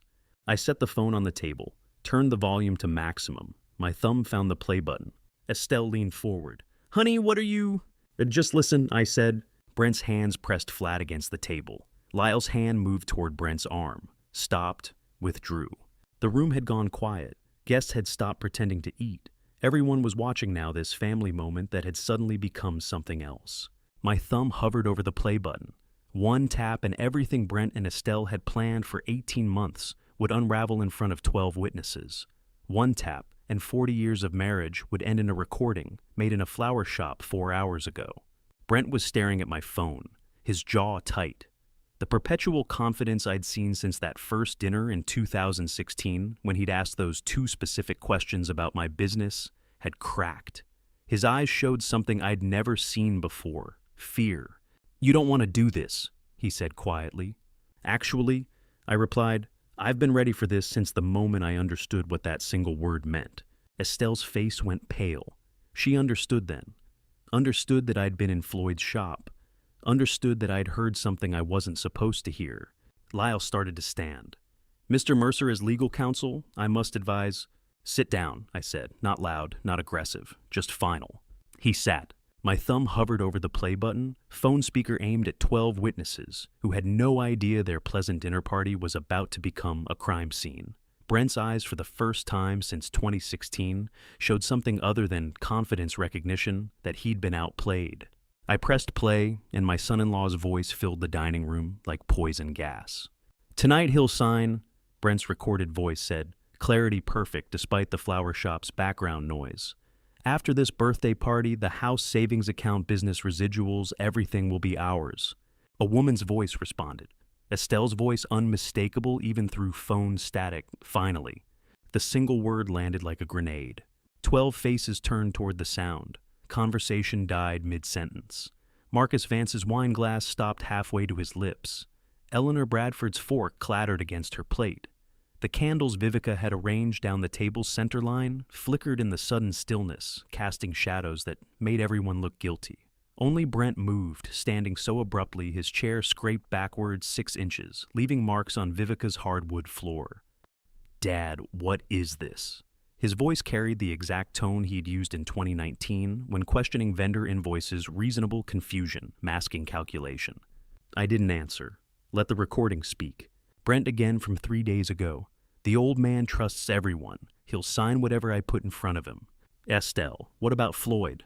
"Brent, Floyd's a coward. He won't say anything that matters." Floyd, sitting 3 chairs down from me, went rigid. His face flushed crimson jaw, working like he wanted to speak but couldn't find words. I'd warned him this moment was coming. Hearing yourself called a coward in front of strangers hits different than reading it in a transcript. Vivica's gasp came from the staircase. I hadn't heard her descend, but there she stood on the 3rd step, one hand gripping the banister, face drained of color. She wore the blue cardigan I'd given her last Christmas, the one she claimed made her look like a librarian but wore anyway because I'd chosen it. Our eyes met across 20 feet of polished oak and Persian carpet. I saw the exact moment she understood, not just what Brent had done, but what I'd known, what I'd carried alone for 7 months, while she pulled away believing lies about affairs that never happened. "Vivica?" Brent started toward her. "Don't." Her voice cut like January wind. She descended the remaining steps slowly, deliberately, each footfall deliberate. She crossed to my side of the table and stood beside my chair. Didn't touch me, didn't speak. Just stood there, shoulder aligned with mine, facing the room that had gone silent, except for the recording still playing from my phone speaker. Brent's voice: "Once the papers are signed, we move everything into the LLC by January 2nd. The trust lawyers won't catch it for months." Estelle, and the gambling debt. Brent paid in full by December 17th. Lyle's people get their money, we get clean title to $2.4 million in assets, and Harlan gets to live out his retirement, thinking he made generous provisions for his family. Lyle, Brent's supposed friend, the man who'd been watching me all evening with dead eyes, shifted in his seat. Not uncomfortable, calculating. His right hand disappeared beneath the table, moving towards something in his jacket. "Lyle, I wouldn't," I said, quietly, still holding my phone. "Detective Garrett has 2 officers in the driveway. They've been there since 7:45. The hand reappeared empty. Lyle's expression didn't change, but his breathing did shallow, controlled the rhythm of someone reassessing odds. I stopped the recording. The silence that followed felt like standing in a walk-in freezer, the kind of cold that seeps into your bones and stays there. "This is ridiculous," Brent said, recovering. Always recovering. That's what made him dangerous, the ability to recalculate mid-crisis to find new angles when old ones collapsed. "Dad, someone obviously edited June 18th, 2024. I interrupted, reaching into my jacket pocket. Attorney Martin Caldwell's office, 4th floor of the Riverside building downtown. You remember Martin Vivica handled your grandmother's estate in 2015. I placed the document on the table beside the fraudulent papers Brent had prepared. Navy cover gold, embossing 47 pages of legal language that boiled down to 5 words. You can't touch any of it. Irrevocable charitable remainder. Trust, I said, established 6 months ago. Every asset you thought you were signing away tonight, the house, the investment accounts, the business residuals, the land in Kentucky, the whole $2.4 million, it's already gone. Transferred, protected. Irrevocable means permanent, Brent. You taught me that word in 2019 when you restructured the vendor contracts. Marcus Vance leaned forward, reading upside down. As a tax attorney, he'd recognized the document's legitimacy within seconds. His eyebrows climbed toward his hairline. He glanced at me, then at Brent, understanding spreading across his face like spilled wine. The papers you prepared. I continued tapping the fraudulent documents with one finger. Transfer assets I no longer own. They're worth less than the paper they're printed on. You could have forged my signature and your sleep wouldn't have mattered. You can't steal what isn't there. Brent's face had gone through several colors, red to white to gray. Now it settled on something I'd never seen before, genuine fear. Not the theatrical concern he'd performed when quarterly numbers dipped, but the naked terror of a man realizing he'd bet everything on a con that was already dead. And the debt, he whispered. I nodded. $280,000 to Lyle's associates. Due December 17th, 4 days from now. I imagine that deadline feels pretty real right about now. Vivica's hand found my shoulder. Her fingers trembled, but her grip was steady. Brent's hands pressed flat against the table. Knuckles' white shoulders hunched like a man trying to hold up a ceiling that was already falling. He stared at the trust document, at the gold, embossing at Martin Caldwell's signature, at the reality that every exit he'd planned had just vaporized. And for the first time since 2016, I watched my son-in-law understand what it meant to have absolutely no way out. Brent's chair hit the floor as he lunged, and I thought for half a second he might actually reach me before the front door opened and Detective Simone Garrett stepped into Vivica's dining room with her badge already raised. You think you're smart? Brent's voice cracked on the last word, hands reaching toward me across the table. You think... Brent Townsend. Detective Garrett's voice cut through the chaos like a blade. She stood in the doorway, 42 compact build, 17 years, with the fraud division flanked by 2 uniformed officers whose hands rested on their belts with practiced calm. I have a warrant for your arrest. Wire fraud, elder financial abuse, conspiracy to commit theft. Brent froze mid-lunge, fingers 6 inches from my shoulder. The dining room had gone silent except for someone's breathing. Eleanor Bradford's, I think, coming in short gasps. 12 witnesses who'd come for birthday cake and small talk, now watching a man get arrested at his father-in-law's party, while classical music played softly from Vivica's speaker system. That this is insane, Brent said, straightening, always performing. I haven't done anything. You have the right to remain silent. Detective Garrett crossed to him, handcuffs already in her left hand. I'd suggest using it. One of the officers, younger, maybe 28 nameplate, reading Morrison, moved to Brent's right side while Garrett approached from the left, textbook flanking. I'd seen it on television, but never in my daughter's dining room beneath the chandelier her mother helped her choose in 2018. Brent's eyes found mine, not pleading, not apologetic, just calculating, still looking for angles, still trying to find the move that would flip the board. Lyle Prescott. Detective Garrett's voice shifted toward the opposite end of the table, where Lyle sat, motionless, face expressionless as carved wood. You're coming with us too, accessory to wire fraud conspiracy. That stopped the room's breathing entirely. Lyle wasn't just Brent's friend, he was Brent's lawyer. The man who'd structured the fraudulent LLC, drafted the fake transfer documents, helped create the paper trail that looked legitimate enough to fool a man who'd spent 40 years trusting handshakes over contracts. Watching him stand slowly, hands raised in practiced surrender, I understood something I'd missed. This wasn't amateur hour. Brent hadn't stumbled into fraud. He'd hired professional help. Mrs. Mercer? Detective Garrett's gaze shifted to Estelle, who sat frozen 3 chairs down, face pale as December snow. You'll need to remain available for questioning. Don't leave the county. Estelle nodded once, didn't speak, didn't look at me. The handcuffs clicked onto Brent's wrists with a sound like a door-locking metallic final, the kind of noise that doesn't leave room for negotiation. Officer Morrison began reciting the rest of the Miranda warning, while the second officer, Keating, her nameplate read, moved to handcuff Lyle. "Dad," Brent tried one last time, voice dropping into the reasonable tone he'd used for 8 years whenever he needed something. "This is a misunderstanding. If you just—" "Don't call me that," I said quietly. Vivica's hand tightened on my shoulder. Across the table, Floyd sat rigid, watching Brent get led toward the door. Marcus Vance had his phone out, not filming, just gripping it like an anchor. The birthday cake Vivica had ordered sat untouched on the sideboard. 65 candles unlit beneath a banner that read, "Happy Birthday Estelle," in cheerful red letters that now felt obscene. The background music shifted to something classical, Vivaldi maybe, or one of those composers Vivica had programmed into her automated playlist months ago, when she was still planning a normal party. The algorithm didn't know the dinner had become an arrest. Just kept playing, oblivious. Detective Garrett paused at the threshold. "Mr. Mercer, we'll need your formal statement tomorrow, 9 a.m. at the precinct." "I'll be there," I said.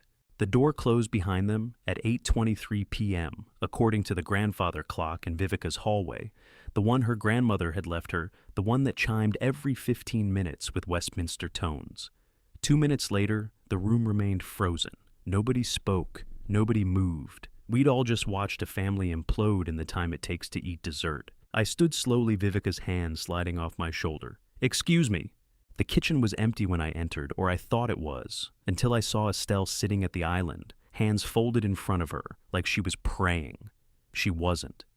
Just sitting there beneath the pendant lights we'd chosen together in 1986 when we renovated our first house, the ones Vivica had installed here, because she'd loved them in our kitchen growing up. She looked up when I entered. 40 years of marriage, and I'd never seen her face completely without pretense until that moment.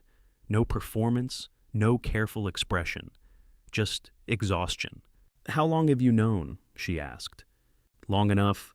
The 12 roses I'd bought that afternoon sat on the counter between us, Floyd's careful wrapping the navy ribbon, the small card I'd written, before I understood what the trip to his shop would reveal. They smelled faintly of the flower shop's cooler water, and cut stems, and something chemical meant to keep them fresh longer than they'd naturally survive. "Oh, the roses," she said, "from Floyd's." "And I know you know," I said. She nodded slowly, her hands the same hands that had held our daughter 39 years ago, that had signed our mortgage papers, that had touched my face the morning we buried. Her mother lay flat on the granite countertop like evidence waiting to be cataloged. "Harlan, don't." The single word landed between us, heavier than the trust document, heavier than the recording, heavier than 40 years of history that had ended the moment she'd said finally when Brent promised her a cut of my assets. I turned away from her, walked toward the doorway. Behind me, she didn't speak, didn't move. Just sat there beneath the light fixture we'd chosen together in 1986, next to the roses that would wilt untouched on the counter, the last gift I'd ever give to a woman who'd stopped deserving them 18 months ago when she'd chosen conspiracy over 40 years of us. The voice from the staircase belonged to the only person in the house who didn't know my marriage had just ended. "Grandpa, where did everyone go?" Wren stood on the landing in her unicorn pajamas, the purple ones with silver stars Vivica had bought her last month, looking down at the dining room like she'd woken into a different house than the one she'd left an hour ago. 7 years old, dark hair tangled from where she'd been lying down, face carrying that bewildered expression children get when adult chaos intrudes on their careful understanding of how the world works. I stepped out of the kitchen doorway, leaving Estelle behind me in the silence I'd created with one word. Vivica appeared from the living room, where she'd been standing with Eleanor Bradford, trying to explain what couldn't be explained. The party ended early, sweetheart Vivica said, voice steady despite everything. Grandpa had some business to handle. Wren descended the stairs, slowly bare feet, silent on carpet, taking in the dining room's transformation.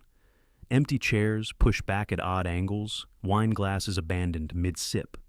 The birthday banner still hanging cheerful and oblivious above the sideboard where the cake sat untouched. "Did Grandpa blow out the candles?" she asked. I looked at the cake 3 layers chocolate with vanilla buttercream, ordered from the bakery on Maple Street that Vivica had loved since childhood. 65 candles stood unlit in neat rows, waiting for a celebration that had turned into an arrest. "Not yet," I said. You have to blow them out for Grandma. Wren crossed to the sideboard with the gravity of someone enforcing important rules. She left the room, so you have to make the wish for her. Vivica found matches in the sideboard drawer, the long fireplace kind we use for candles when the electricity went out. She began lighting them, starting from the outside and working inward, and I watched 65 small flames come to life one by one. The smell of sulfur gave way to warm wax, and the dining room filled with flickering light that made shadows dance across walls that had witnessed fraud and arrest and the end of everything I'd built. "Okay, Grandpa." Wren positioned herself beside the cake hands, clasped in front of her like a maestro preparing an orchestra. "Make a wish." I looked at the candles, at Wren's face glowing in their light, at Vivica standing behind her daughter with tears tracking silent down her cheeks, at the empty chairs where Brent and Estelle and Lyle had sat an hour ago, and the chairs where Floyd and Marcus and Eleanor had watched my family implode over wine and lies.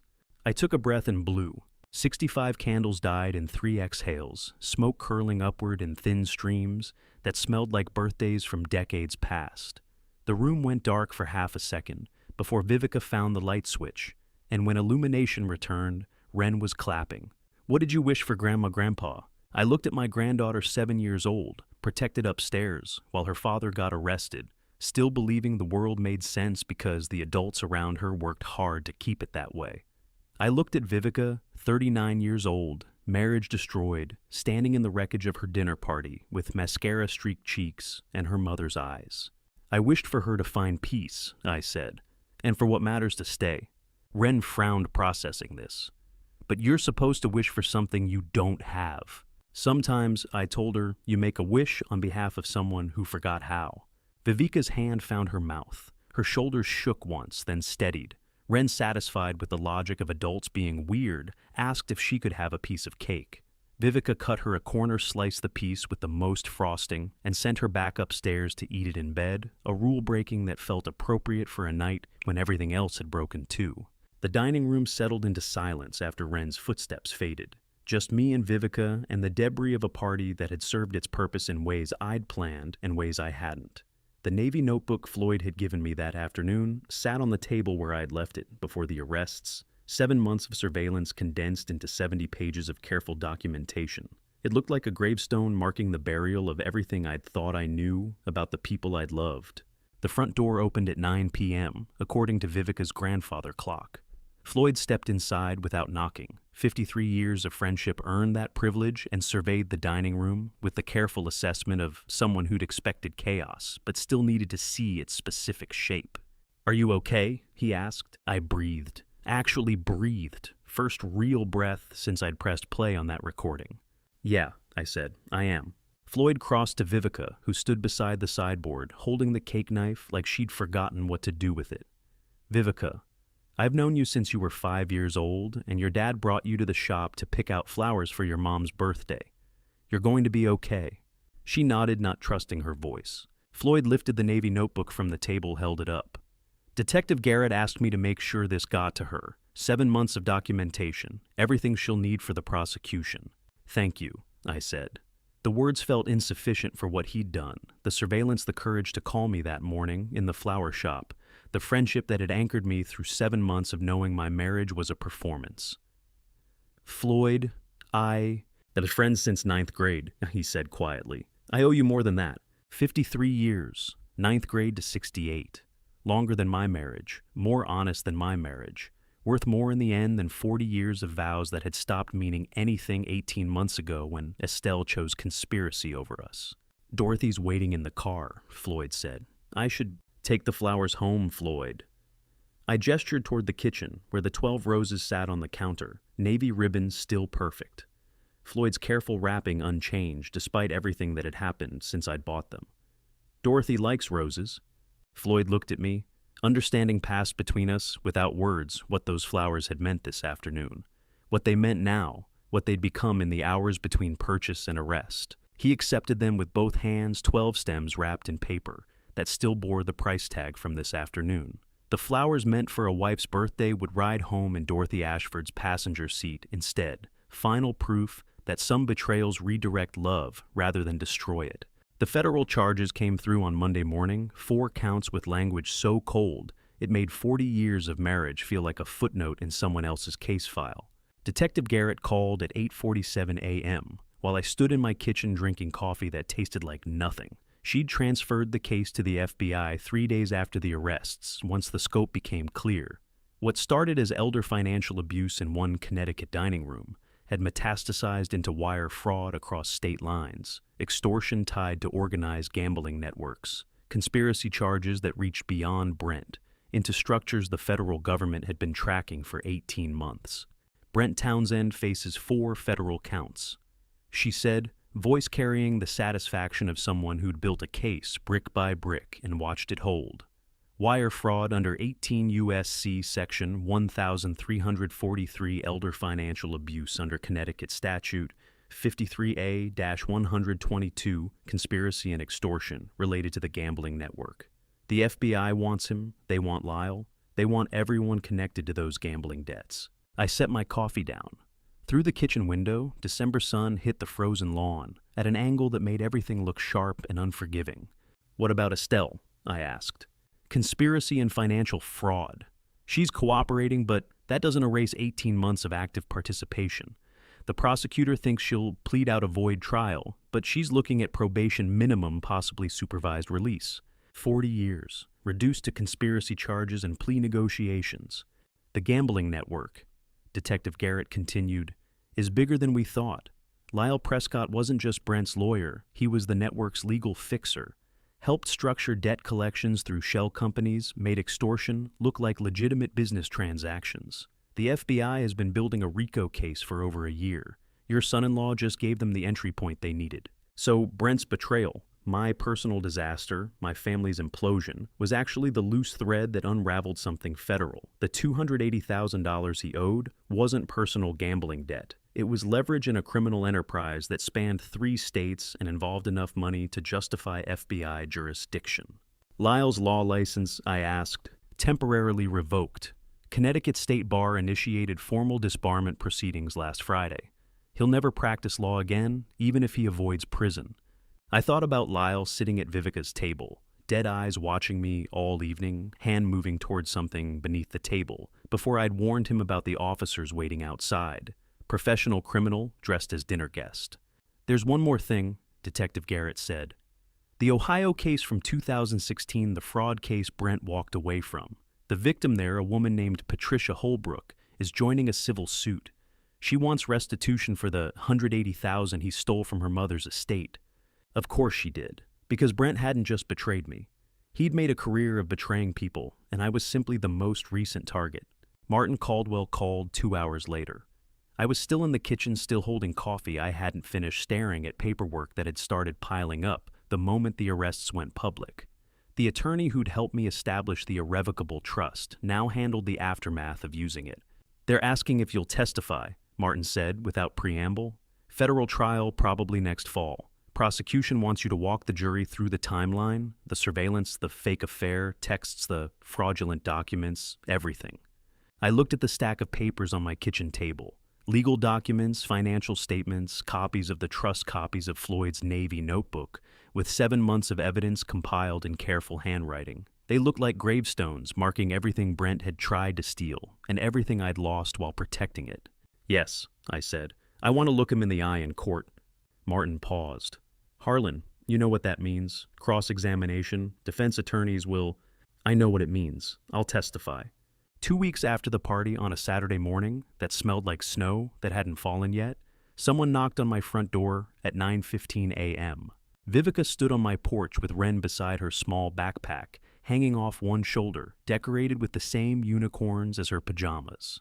My daughter looked tired, the kind of exhaustion that comes from dismantling a marriage while explaining to a 7-year-old why Daddy wasn't coming home, but she was there. First visit in 2 years, that didn't involve Brent orchestrating the timing. Grandpa has pancakes, Ren asked, peering around me into the house like she was checking for evidence. Grandpa always has pancakes, I said. They came inside, no agenda, no manufactured visit with time limits and careful topics. Just Vivica setting her purse on the counter, while Ren climbed onto the kitchen chair she'd claimed as hers, back when she was 2, before Brent had convinced Vivica that Sunday visits were too much, that I was getting older and needed rest. that maybe every other week would be better, then once a month, then only holidays, then practically never. I mixed batter while Wren pulled crayons from her backpack and started drawing on the paper. I'd set out the blank side of old mail because that's what grandfathers did, saved paper for grandchildren to draw on. The sound of her crayon scratching across the page was the first sound of childhood that Kitchen had held in 26 months. Vivica stood beside the counter watching me flip pancakes on the griddle butter, sizzling batter bubbling with the exact timing I'd learned when she was Wren's age. "Dad," she said quietly, "I'm sorry I didn't believe you sooner. I didn't turn around. Just watch the pancakes' brown spatula ready. You believed me when it counted." The pancakes smelled like Saturday mornings from decades past, like normal, like the kitchen had woken up, after years of holding its breath. I stacked 3 on a plate, small ones, Wren-sized, and set them in front of my granddaughter. Vivica reached for the syrup without asking where it was, muscle memory from 30 years of this exact routine. She poured it the way she had at age 9, spiraling from outside to center precise and careful, covering every inch. 2 years of manufactured silence erased by breakfast and the simple act of being there. The lawyer slid the transfer documents across the conference table 1 month after my birthday party became a crime scene, and my daughter's hand reached for the pen without anyone trying to stop her this time. We sat in Keith Stratton's downtown Hartford office 14th floor corner view, overlooking the river that looked gray and cold in mid-January light. The same attorney who'd handled my estate planning and the CEO transfer years earlier now oversaw the legitimate transfer I'd actually wanted all along. Coffee sat untouched in both our cups, gone cold, while Keith walked us through the paperwork that separated Mercer Climate Solutions from the charitable trust and placed it exactly where it belonged. The foundation document, Keith explained, tapping a highlighted section with his pen, included provisions for transferring the business interests to direct family under specific conditions. Your father established the trust to protect the assets, but the succession plan was always embedded within it. Vivica looked up from the documents, eyes finding mine across the polished mahogany. "You planned this too." "I established the foundation to protect everything," I said. "But I've always wanted the company in your hands. You have your mother's head for numbers and enough of my stubbornness to run a business that serves people instead of just extracting profit from them." She'd spent 15 years as an elementary school teacher before Brent convinced her to stay home after Wren was born, claiming they didn't need the income, that motherhood was a full-time calling, that her career could wait. 7 years later, she was filing for divorce and discovering she'd been home because Brent needed her. Isolated, needed her. Dependent, needed her. Easier to manipulate when the time came to help him steal from her father. "The HVAC company you built," she said quietly. "Mercer Climate Solutions. I used to watch you fix furnaces when I was Wren's age and think it was magic making cold houses warm." "It's not magic," I said. "It's understanding systems, something you've always been better at than me." Keith pushed the signature page forward.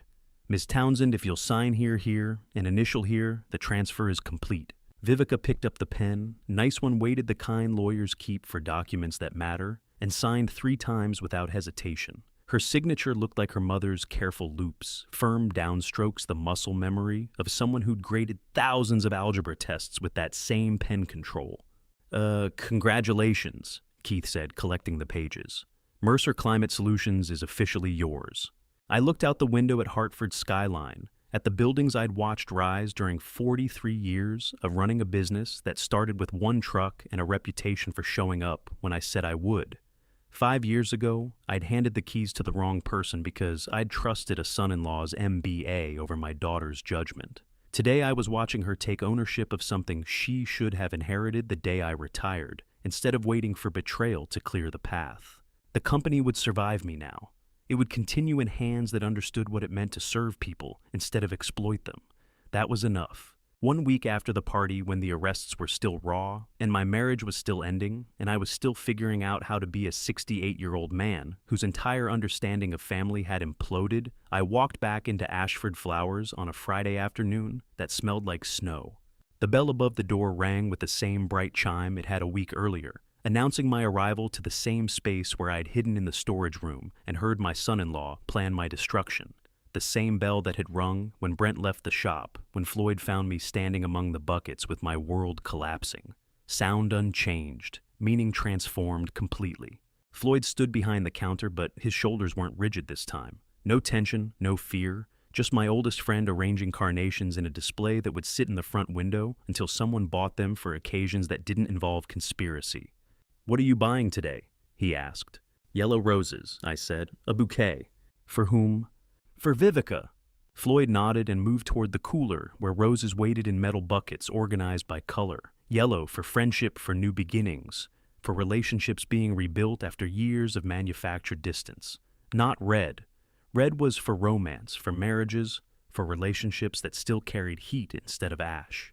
Dorothy emerged from the back room, carrying a vase, clear glass, simple holding a dozen red roses in full bloom. The 12 stems I'd given Floyd the night of the arrests had opened perfectly, petals deep crimson against the white wall behind the counter. "They're beautiful, Harlan," she said, setting the vase down with the careful pride of someone displaying treasure. "Floyd has never bought me flowers before. Owns a flower shop for 30 years and never once brought them home." Floyd had the grace to look embarrassed. "Seemed redundant," he muttered, "like a baker bringing home bread." "It's not redundant," Dorothy said firmly, touching one petal with fingers that had worn Floyd's ring for 28 years. "It's thoughtful." Floyd wrapped the yellow roses in brown paper, different than the navy ribbon he'd used for Estelle's red ones. Because these flowers meant something different, we're traveling towards something beginning instead of something ending. He tied the bundle with twined hands moving through the familiar motions, while words worked their way forward. "At the day you listened to that recording," he said quietly, not looking up from the wrapping, "and then still bought flowers and walked out that door like nothing had changed, I've never admired anyone so much in my life." "I bought them," I said, "because that's why I came here originally." The red roses bloomed on the counter like proof that betrayal doesn't destroy love's capacity, just redirects its destination. Love meant for 40 years of marriage now growing in a florist's vase tended by a wife who deserved them more than the woman I'd given 40 years to. I walked out of Ashford Flowers carrying yellow roses for my daughter, while red ones bloomed behind me for Dorothy, same flowers, different colors, life, continuing in forms I'd never planned but somehow needed. The bell rang behind me one final time, bright and unchanged, marking an exit that felt less like ending than transformation. The coffee tasted the same as it had for 40 years, but the silence across the kitchen table was a different species entirely, the kind that comes from no one ever sitting there again. I sat in my usual chair, the one that faced the window overlooking the backyard, where the apple tree I'd planted the year Vivica graduated college stood bare-branched against January sky. The coffee was hot bitter. The way I'd always made it strong enough to taste through the cream, I still added out of habit, even though no one was around to comment on my cholesterol anymore. The house was quiet, not the comfortable quiet of Sunday mornings, when Estelle used to sleep late and I'd sit here reading the paper. This was emptiness, the kind that doesn't pretend to be temporary. For 40 years, someone had sat across from me at this table, eating breakfast, sorting mail, planning the day's errands, existing in the shared space that marriage creates between two people, even when they're not speaking. Now the chair stayed empty, would stay empty. I didn't pretend otherwise. 6 weeks since the birthday party. 4 weeks since Estelle moved out to her sister's place in New Haven, while her lawyer negotiated the divorce settlement that couldn't touch assets I no longer owned. The house felt larger without her, like rooms had expanded in her absence, walls pushing outward to fill the space her 40 years of presence had occupied. I looked out at the apple tree, needed pruning, branches grown wild over 2 winters of neglect, crossing each other at angles that would choke out new growth come spring. The kind of maintenance you do in late winter before the sap starts running, before the tree wakes up and starts the work of bearing fruit. It doesn't know it's capable of yet. The house was still here. I was still here. That was something. My phone vibrated against the kitchen table, buzz that meant text message not, call. I picked it up expecting spam, found instead a photo from Vivica Wren sitting at her own kitchen table, face smeared with syrup fork, held triumphant over a stack of pancakes that looked exactly like the ones I'd made her 2 Saturdays ago. The caption read, "She says hi, Grandpa." I smiled at the screen, typed back, "Tell her hi back, and Saturday I'll make pancakes again." 3 dots appeared immediately. "She'll be there, 7 a.m. sharp." "I'll be ready," I sent. The exchange took 30 seconds, filled the kitchen with something that wasn't quite sound but wasn't quite silence either. The presence of people who existed even when they weren't in the room, who would text photos of syrup-smeared faces and show up Saturday mornings expecting pancakes, because that's what family did when it wasn't performing for cameras or hiding conspiracy. I set the phone down and looked back at the apple tree. I'd need the long-handled pruning shears, from the garage, the ones with the telescoping poles that let you reach high branches without a ladder. Maybe Floyd would come help. He'd always been better at seeing which branches to cut, which ones to leave. 54 years of friendship bought you weekend mornings with pruning shears and someone who knew when to talk and when to just work alongside you in comfortable silence. The tree had been there long enough to witness most of my marriage. Planted when Vivica was young enough to still call me daddy instead of dad, when Estelle and I still finished each other's sentences instead of avoiding them. It had bloomed every spring, regardless of what happened inside. The house dropped apples every fall that I'd gather and make into cider that tasted like October. It would keep blooming, keep dropping apples. Trees didn't care about divorce. The mail came at 10:47, according to the kitchen clock, later than usual, probably because of the ice storm 2 days ago that had left everything running behind schedule. I heard the mailbox clang shut from inside the house, waited 5 minutes for the mail truck to turn the corner, then walked out in slippers and bathrobe to collect whatever bills and catalogs constituted my daily correspondence. 3 envelopes, 2 junk, 1 handwritten in blue ink with careful loops I'd seen on grocery lists and birthday cards, and the marriage certificate we'd signed in 1984. I took it inside, set it on the table, looked at it for 30 seconds before opening. The letter was a 1.5-page blue ink matching the envelope handwriting that belonged to someone who'd spent 15 years teaching 5th grade before Brent convinced Vivica to quit. Neat, precise, teacher's handwriting, wife's handwriting, stranger's handwriting. She didn't start with apology. Started with memory, instead meeting in 1982 at a mutual friend's barbecue wedding, 2 years later, in a Hartford courthouse with discount flowers and borrowed clothes. Vivica's birth in 1985, when we were still young enough to think exhaustion was temporary. Small details rendered in the careful language of someone cataloging what's already gone. I don't know how many things I've let slip through my fingers without realizing it, she wrote midway through the 2nd page. Not just you, not just us, but the person I was before I decided that wanting more was the same as deserving it. The final paragraph sat alone at the bottom, separated from the rest by white space that felt intentional. The roses you bought that day at Floyd's shop, the ones I said were tacky when you called to tell me you'd be late. I really liked them. I've always liked red roses. I'm sorry for saying otherwise. I'm sorry for a lot of things. But mostly I'm sorry that by the time I figured out what mattered, you'd already decided I didn't. No signature, just the letter ending mid-thought like she'd run out of words or run out of right to use them. I folded the paper along its original creases, sat very still for a time I didn't measure. Then I stood, walked to the drawer, where I kept old tax returns and instruction manuals for appliances I'd probably never fix, and filed the letter between the 2019 property assessment and the warranty for a dishwasher we'd bought in 2021. Didn't throw it away, didn't reread it, just filed it with the other documents that recorded facts without requiring response. I pulled on my winter coat, the heavy navy one I'd bought myself 6 years ago. Not the expensive black one Estelle gave me 3 Christmases back. Grabbed the pruning shears from the garage. The apple tree was waiting. And Saturday morning, a 7-year-old would expect pancakes, and what needed to be done was simply the next thing in front of me.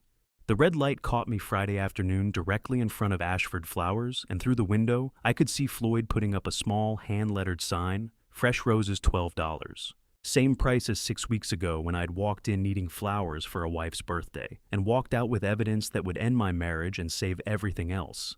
Same careful lettering Floyd used for all his window signs, black marker on white cardstock, simple and clear. Same shop, same flowers, same Friday afternoon rhythm of a small business preparing for weekend customers who'd buy roses for anniversaries and apologies and occasions that didn't involve conspiracy. I sat at the red light with my engine idling, coffee going cold in the cup holder beside me, watching Floyd secure the sign in the corner of the display window with the same precision he'd used to document 7 months of surveillance. Dorothy appeared beside him, silver hair catching afternoon light hands, moving to adjust a vase of yellow tulips that sat too far left for her sense of symmetry. Floyd said something I couldn't hear through the glass. She laughed. He smiled. They looked like what they were, two people who'd spent 28 years building a life together, one flower arrangement at a time, ordinary and unremarkable, and exactly what marriage was supposed to be when it wasn't performance. The sign hung in the window like an answer to a question I hadn't known I was asking 6 weeks ago. Fresh roses, $12. The price that bought birthday flowers and accidentally purchased salvation.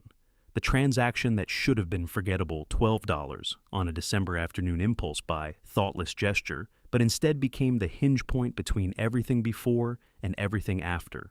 I remembered standing in that shop with roses in my hand, phone ringing with Estelle's call, asking where I was, her voice carrying the exact tone of annoyance I'd spent 40 years learning to navigate. Remembered telling her I'd bought roses. Remembered her response.